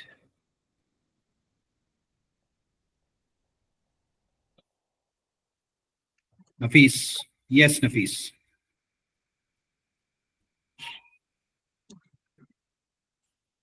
You can unmute yourself and then.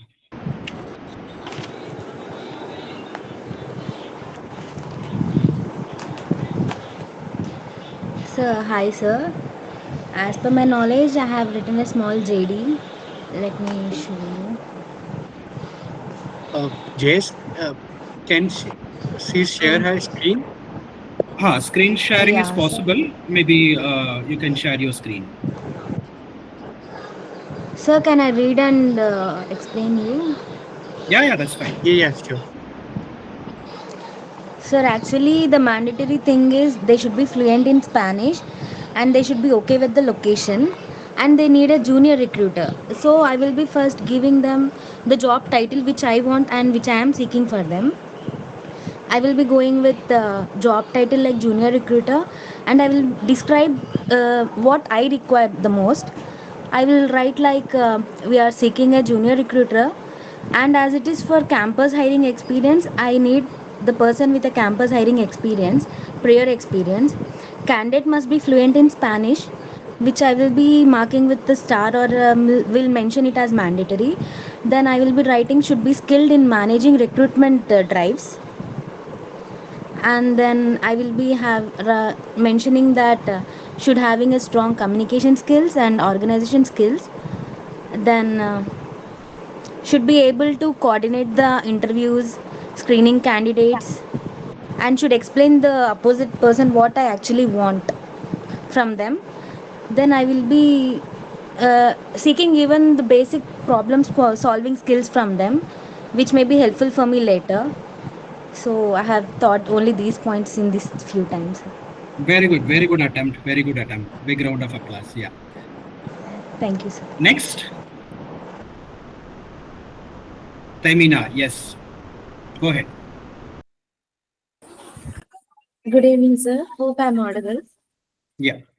I would like to, based upon my knowledge, I have prepared a JD.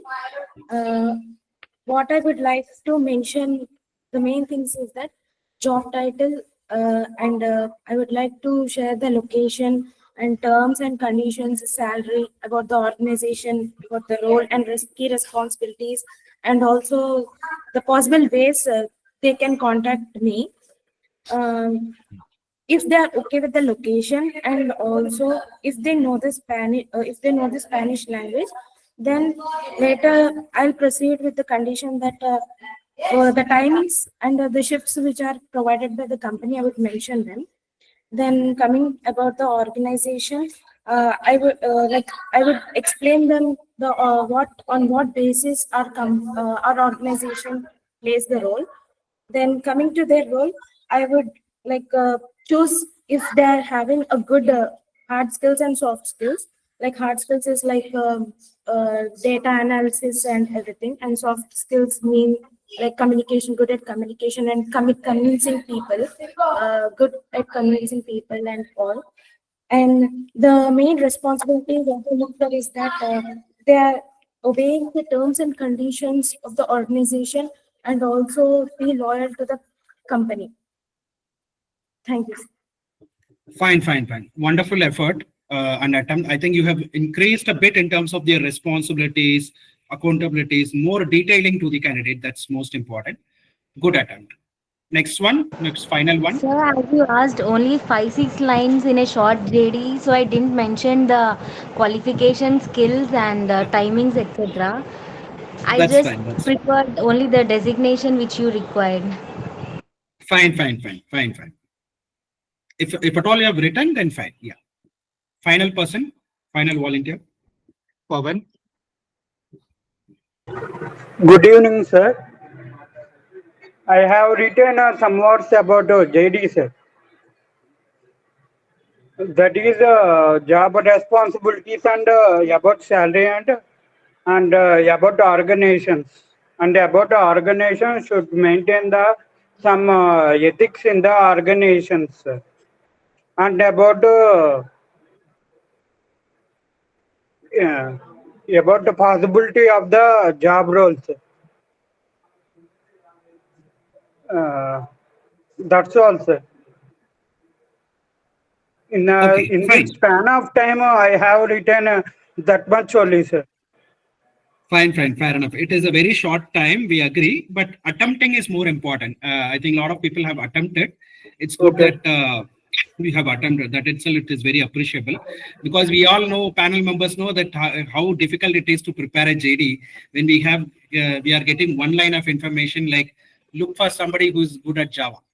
Right? So that's the kind of information we are getting, and out of this we will be preparing a job description, the entire job description, and then posting in a job portal. So with that experience, we have tried to give nuances and framework on how we can prepare a JD, right? So let me share my screen one more time, and I'll explain you how it can be going ahead.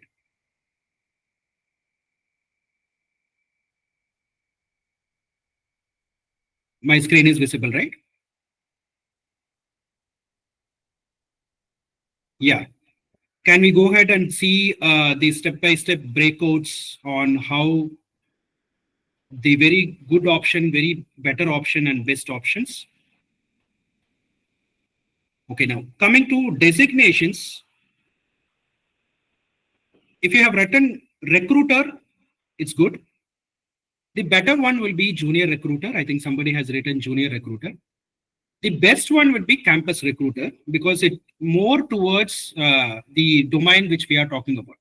Because junior recruiter, it's always a combination of non-IT, IT recruiter, and multiple other things where everybody might try to apply for this job.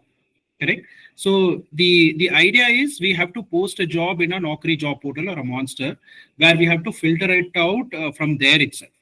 So it's always better we are very, very specific to the information on designation, so that it's easier and the shortlisting process starts there only, so that we don't end up with irrelevant candidates. That's the idea.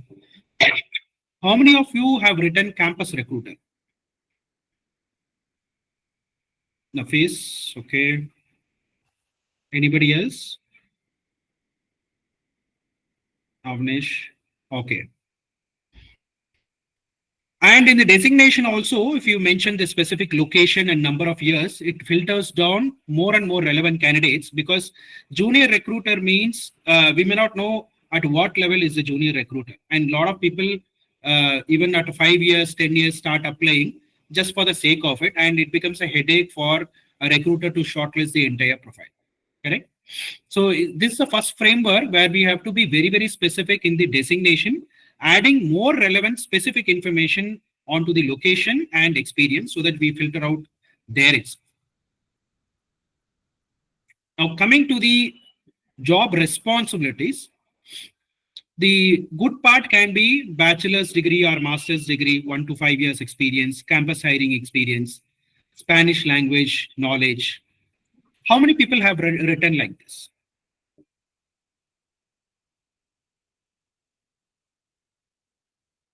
Have you attempted like this?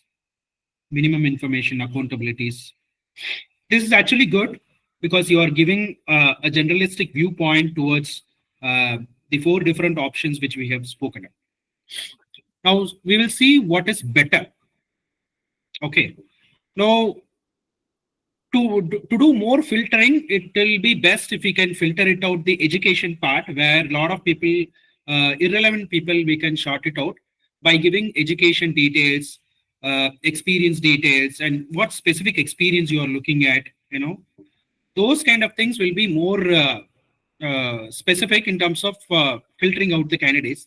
If you look at the language part, the good one is giving like idea of Spanish language. People who come with only knowledge will also can apply. But if you mention fluent in Spanish, a lot of people who are spoken Spanish language can start applying. That's how we'll have to filter it. Right? So that is the best part better part we can see.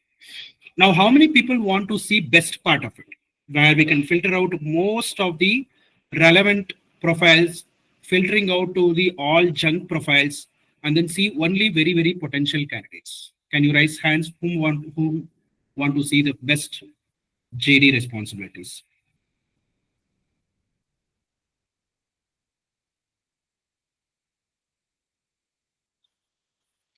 Right. Let's go ahead.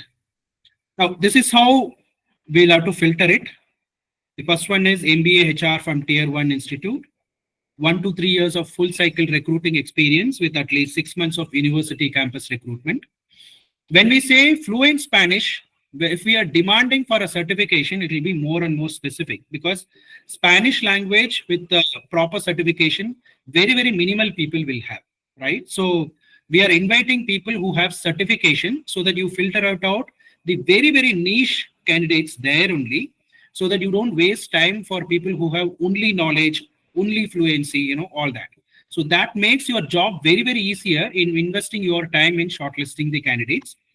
And the preferred element can be usage of ATS tools, because when you go for a campus recruitment model, it's a volume and a volume of people you have to hire. It's not like 1, 2 candidates or 5 candidates, 10 candidates. It's a volume if you are speaking of, right? Either IT or ITS or BPO, you will be hiring volume of candidates every single month or once in a year, where it will be like 50 to 300 potential candidates, freshers you will be hiring. So knowledge of this ATS can be one of the very, very preferred system where you can upload the entire data and generate an ERP structure where it passes through various stages and release an offer.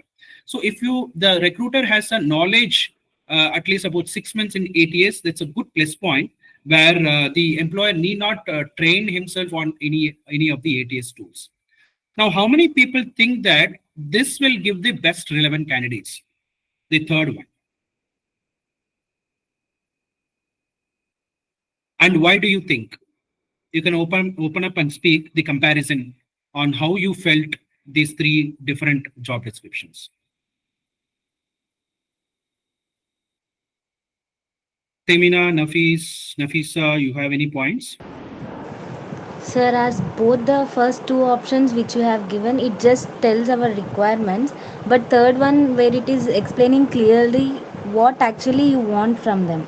Like you are expecting the certifications and ATS process, where there is no risk of scanning lot of people, but simple tracking of the resumes have been done there, and most of them are selected, whom only are required and who are efficient for the work itself. I think third process is the best process among the 3, sir. Right. So getting into more specifics will reduce your time only. Okay, so that when you are spending time on shortlisting and interviewing, lining up for candidates, this will be more helpful rather than investing more time that way, because all these panel members could have experienced how a vague JD have made their life very terrible. So now when we are going with a very specific information, it's more to the point and then uh, more productive, and your hiring manager will appreciate you on producing relevant candidates. Any other point of views?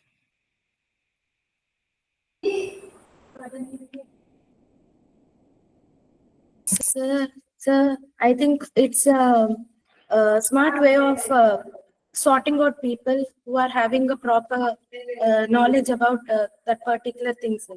Like in first and second perception, like there are many people who come, and it's a time taken process, and it's difficult to sort them out, sir. But whereas in third way, we can take out the people in a smart way.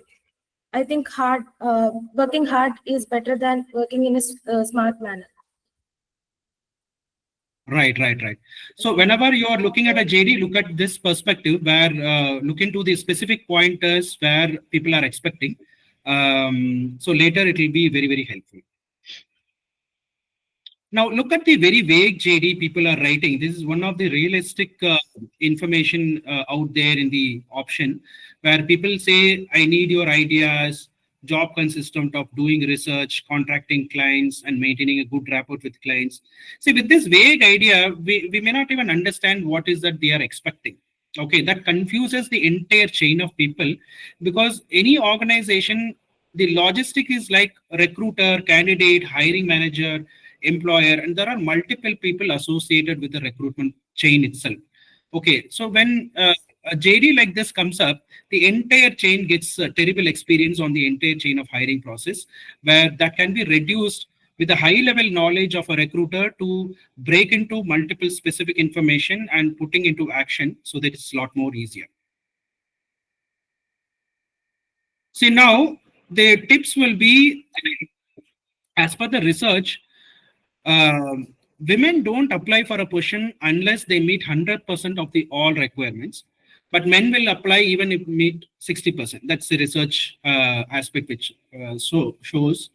So a formal description, job description, will attract about 70% of the application, but an informal casual job description will agree only about 60% of applications. So that's the statistics which says where we'll have to be very clear about the specific information when we are creating a job description. This is tip number 1.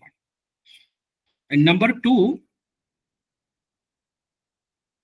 so in a job posting, which are all the very important factor, this is also comes out with the insights of LinkedIn, where it says first thing, responsibilities of the role. That is more and more crucial, where any candidate will be looking out the accountabilities. The second most important is the salary range, where you have to be very specific on what salary they are offering, because for everybody there's an attracting factor, right? So what is the salary range it is offers? That's the most crucial information you have to project. Third one is the qualification of the role, where it can be a prerequisite for certain roles, right? So for most of the engineering organization, the by default expectation will be an engineer background. So obviously we cannot take another bachelor's degree which doesn't have any engineering. So each industry comes with a different prerequisite of a qualification where it matters a lot. And fourth is about information about the company. What is this company doing? Who are this leadership profile? What product and services they are doing? Now, these are the information people would like to know before even applying, so that they understand what is the brand of the company, what is the growth of the company. All that you have to project. Even if you're sending an emailer, bulk emailer, or even a job posting, if you put across in WhatsApp, all this information is very crucial, so that you attract the right candidate. The final part is company policies on remote or hybrid work, so that they understand what is the flexibility in terms of work timings. It is not something like Monday to Saturday, 9 to 8 job kind of thing. There will be a lot of assumptions. And before even coming to interview, they want to know what is the kind of flexibility they have. on how many days hybrid work, how many days full-time work, or what is the remote-based opportunities, so that you can attract the right people who are a working in a very premium company, because all these premium companies will offer these kind of flexibility, and they will expect the same thing in next organizations. So it's very crucial that we will make these points, that all these 5 factors is covered during our JD preparation, so that we attract very relevant candidates. Tip number 3, setting a clear expectation, measurable goals, which will be beneficial for candidates, like what success will look for in another 6 months or 1 year when they perform in a job. That makes more sense, because they may not even know what accountabilities they are implementing and what it can be resulting in. Okay, especially if you are writing a sales role or a procurement role or a recruitment role, if at all it is a performance oriented role, you have to project the result and bonus which they can get after 6 months or 1 year, which will attract many very premium candidates. So this 6 factors you can make sure that you can write in a JD. Like, one is a specific job title. Second, the details about the employer, what products and services they are doing. And of course, you can also mention the turnover of the company so that it tracks. Overview of the job, detailed responsibilities of the job, very specific. Job commitments like hours, work location, all that. Skills and experience of the job holder, what are all candidate expectation, candidate requirements, those kind of things. And if you are sending an emailer or a job posting, what is the call to action they have to take? Either is it a walk-in interview, or they have to send a resume to you, or they have to make a phone call to you. What is it? What is the call to action? Along with a deadline, like 31st August, you have to submit your CV. Something like that, okay? Or we can walk-in interview between October 7th and 8th. Whatever the call to action you are making with the deadline definitely have resulted. This we have experimented with and then come out with this kind of a job description, which has resulted more productive experience and relevant candidates comparing to vaguely whatever we have done. Because we have arrived to this kind of experience where we did a lot of mistakes on creating vague JD, circulating everywhere without any specification, and we ended up with a terrible experience in our own self. So that is why we have created this kind of a framework where it will help in making a very productive experience. And when we trained people like Quest Corp, Randstad, and First Meridian, Value, Vitasco, these are the client companies when we work, they also implemented it and made it 40% increase in their productivity in terms of creation of a JD and shortlisting. And finally, give as much information. I think somebody has said give as many information, because now it is more towards going to a review like Glassdoor and Google reviews about the company, and looking at the negative reviews, and they just self-reject and not even attending interviews, right? So every recruiter has a nightmare of scheduling multiple interviews, and the last minute they say, I'm not coming to an interview. My grandparent died, I met with an accident, multiple things, because they just don't want to attend interview. Correct? So if at all we are proactively giving this information, they will invest more time on researching this particular thing rather than investing their time in going to Glassdoor and Google reviews, right? So that has given a better result when we are giving more information about the company, social media activities, the culture which we are setting up in the entire thing, mission statement, leadership board, all these things. If you're proactively giving in an email, it will be more and more exciting for them to attend interview, rather than if you're giving a very vague information. Right? So I hope I have given most of the clarity. So if you have any clarity required, you can ask, and that's it for now.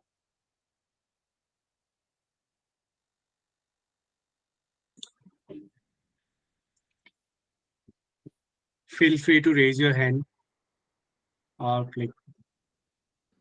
Rahul, just to add one thing to JS's point, it would be better if a recruiter is kind of mentioning the interview process as well, to make things more transparent in the process. So that's also a better way to, Yeah, attract how people. many rounds of interviews? That makes more sense because IT people usually minimum 3 interviews they take, and they specifically ask how many rounds of interview, how many offline telephonic interview, and how many offline And interviews. if a That makes recruiter more has sense. information while being on the call with a candidate, they can also elaborate about what we can expect as a candidate in the interview process. Like if a step is, covering data structure, or if it's a hands-on coding session, they can also elaborate there during call with the candidate.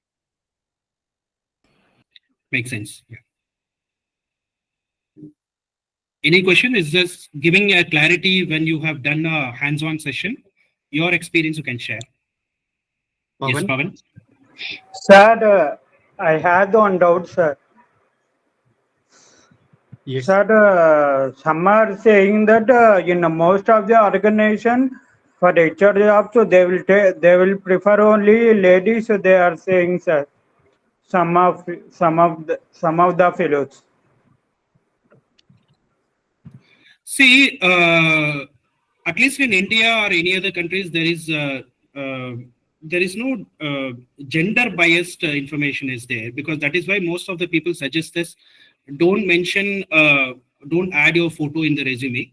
Second thing, my experience is, see, when I posted a job requirement in my client LinkedIn profile, LinkedIn blocked me that particular profile itself. I mentioned I need an office assistant male, and the very second day, my client LinkedIn profile got blocked. Okay, when I researched, they said, okay, we are not encouraging this particular mentioning about male candidates only, right? So that's kind of a experience. It was very shocking for me that that much monitoring has been done in LinkedIn. Okay, I just posted in his timeline where I posted Monday morning 9 o'clock, and suddenly when I logged in the Tuesday, I got this message of blocking, where when I have researched that this is the point which they have mentioned, and when I removed it only, they have unblocked the LinkedIn profile. So that much gender diversity information is there. So it's a myth. Again, one point of view is female candidates are more better in terms of administration. I hope all men will agree to this, because HR and administration demands for more multitasking tasks. Okay, so you have to do 10 different things in a single day, where women will be more comfortable in doing things. Rather, men will be more focused on taking one action and one execution. So in that sense, when they are doing multiple tasks, it's more relevant. And again, when we are looking at multiple job roles like HRBP, recruiter, and multiple things, each company demands for different things. Okay, so certain HRBP role, HR generalist role, doesn't demand for traveling and multiple stuff. But if you look at a recruiter role and other roles, it demands for a travel where women cannot do. Only men can do and go for a sales hiring, all that they can do, especially BFSI, telecom, and multiple things. They have to travel a lot in terms of hiring people. So some women may not be very comfortable in traveling across various cities, staying in various cities. That's not possible. So all opportunities are available. It is up to us on which role we are taking, which is more comfortable to us, and that depends on our own clarity itself. But market is open and giving equal opportunity to everyone. That's what I can see in last 20 years. Okay, sir. Thank you, sir. Just to add one thing, I've worked with global teams. It's in India only that people have this bias written everywhere on the job description. If you go anywhere else in any other country, they'll have a certain fine by the government if you mention this sort of, biases on the job description. Even if you are looking for a visa dependent candidate, you mention visa dependent. Like not, you cannot go ahead and mention any specific visa which you are looking. So these are also a very strict part which are being taken care by the government side. But in India, it's not there. Yeah, a little sensitive when we write casually something, we are just getting caught and shocked. Yeah. Sir, actually, as discussion has come apart, I have a doubt, and I heard about a topic like gender diversity and impact on glass ceiling. which is based on the gender actually. Is this topic is really surviving even today in this generation, and is research still required on this topic, or it exists or not, sir? Is it valid or not? It's very subjective in terms of the industry and the city and location. So we cannot generalize everything to one picture, one particular model of work. So it's very subjective because every HR comes with a different pattern of ideas. In India, it will be a different. Dubai, it will be different, and US, it will be different. So we cannot be very. We don't have a very standard format of putting across things. Second things, it depends on the industry also. Manufacturing industry demands for different things. ITS demands for different things. So see, it again looks for our own comfort level of where we can fit in and where we don't belong to. Accordingly, we'll have to prepare ourselves. That is why we are doing this preparation from yesterday, today, and tomorrow, so that we are very, very clear on where we belong to and where we are comfortable, so that we don't end up with disappointments, right? So tomorrow when you go with without any preparation, these are all shocking things which will be put across with various reality shots where nobody else will be coming and give you all this kind of mentoring. So it's better we practice here, get a greater understanding with all these panel people, so that we are very clear about our thought process.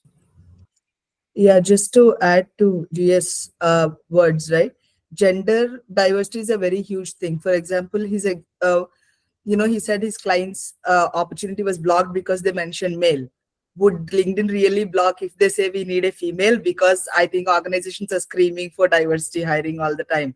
So I think when we say inclusion, it should include male too. Somewhere I think people are getting lost in the thought process. Diversity doesn't necessarily mean only female. It includes various classes and subclasses of people where, inclusivity includes men too. So ideally, LinkedIn shouldn't have done that. There should be 100 other reasons why the organization is promoting a male need, right? So the opportunity should always be looked at from the need perspective than diversity perspective. Yeah. I think in interest of time, Prafula, you can back to you for next agenda. From the job description thing, like we are looking for some person who could tackle the problems and take on the challenges which any other company or the employees are throwing towards them. It's not the gender or any height or weight it matters. It's the person's mental ability to tackle that particular problem. That's the important point actually. Thanks everyone. Thanks JS. It was a great session, I would say. Definitely for the students who have attended, it will be a great benefit for them. Moving to the next slide, let me quickly open the PPT.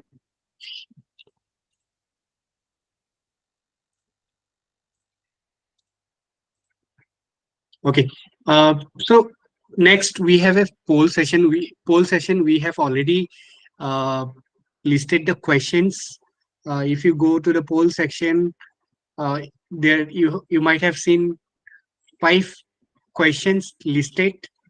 So probably just read the question and give your vote, just to check your knowledge, your information, how much you have learned. So the first question here is, which quality do you think the most important for an HR professional? Number 1 is empathy and emotional intelligence. Number 2 is problem solving abilities. Number 3 is strong communication skill. Number 4 is leadership and influence. So based on the discussion, whichever you have heard, give which is relevant to you. Don't see what other people have given vote. Yeah. Next question is, which skill is most essential for future ready HR professional?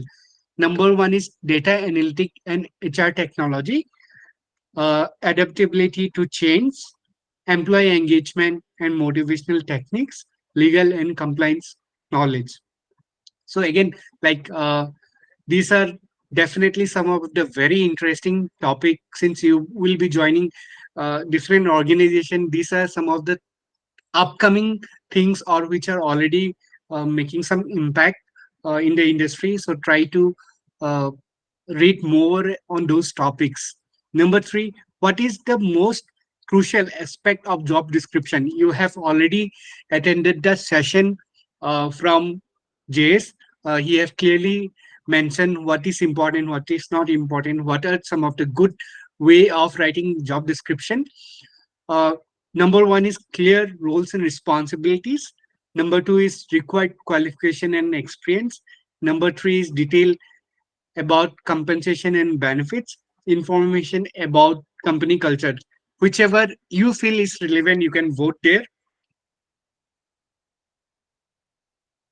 Number four, what is the best way for beginner to start networking? Number one is attending industry events and seminars. Number two is engaging on professional platform like LinkedIn. Number three is reaching out to professional for informal interviews, joining online communities and forums. So in my knowledge, everything is important, but you have to choose which is relevant to you. Last poll is, what should student know about the realities of working in HR? Number one is, HR involve both strategic planning and administrative tasks. HR requires strong problem solving and negotiation skill. HR professionals play crucial role in employee development. HR must balance the needs of company and its employees. Last one is all of the above. For me, definitely, I would say everything is required. HR is a multi-dimensional job, you can say these days. So please feel free to vote whichever answer you would like to. Prafulla helped with one of the answers. Sorry. You actually helped them with one of the answers, I'm saying. Yeah. Yeah. Okay. Now going to the next section. Okay. So quick summary about today. So today we have started with the panel discussion. In the panel discussion, we have learned lots of different things about some of the misconception about HR, what are some of the skills required to become a HR, right? What are some of the ways to network with people?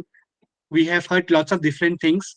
So feel free to go back and recall those things and start implementing in your uh, personal life, definitely. And feel free to reach out to any one of us. I will share most of their LinkedIn profile as well, URL. You can reach out to them, right? So this is about the panel discussion, followed by crafting the perfect job description, which was taken by JS. You have also learned one of the very important part uh, to write a JD, which will be useful for you now when you are searching for a job. Plus, it will be useful for you once you are there in a job as well, right? So you can improvise with the content what JS has provided. Last, what you can expect from tomorrow. Tomorrow is a day three. We will start with panel discussion. So in the panel, we have another five people. So the topic of tomorrow's panel discussion is passion, purpose, people, finding path, finding your path in HR. So it is more related to you, how you can find or craft your path towards the HR, right? And followed by some open discussion tomorrow. Last, your feedback is important to us, right? This is our first bootcamp program we are doing. So feel free to scan this QR code. It will hardly take 1 minute of your time to fill and share your feedback, right? So how was the session? What you would like to improvise, ask to improvise, what you would like to see in our next HR bootcamp as well. So please scan and share your vote, and looking forward for more fruitful discussion as such. With this, I would like to stop my screen. So with this, I would like to thank all the attendees. Thank you for your time. Thank you for attending. So we have seen that today 100 people have joined the session. Even though it's Saturday, it shows the commitment. And thank you to all the panelists whoever have attended for your time as well. We all have our family, but still it's Saturday. You have committed to give back to the society, to the students as well. Jess, once again, thank you for doing the wonderful session of JD writing. And Rana, again, it was a good question from your end as well, and good collaboration from the G Hub team as well, right? So thank you. Looking forward for tomorrow's session. And thanks and good night, everyone. Thank you. Bye bye. Take care. Thank you, everyone. Bye.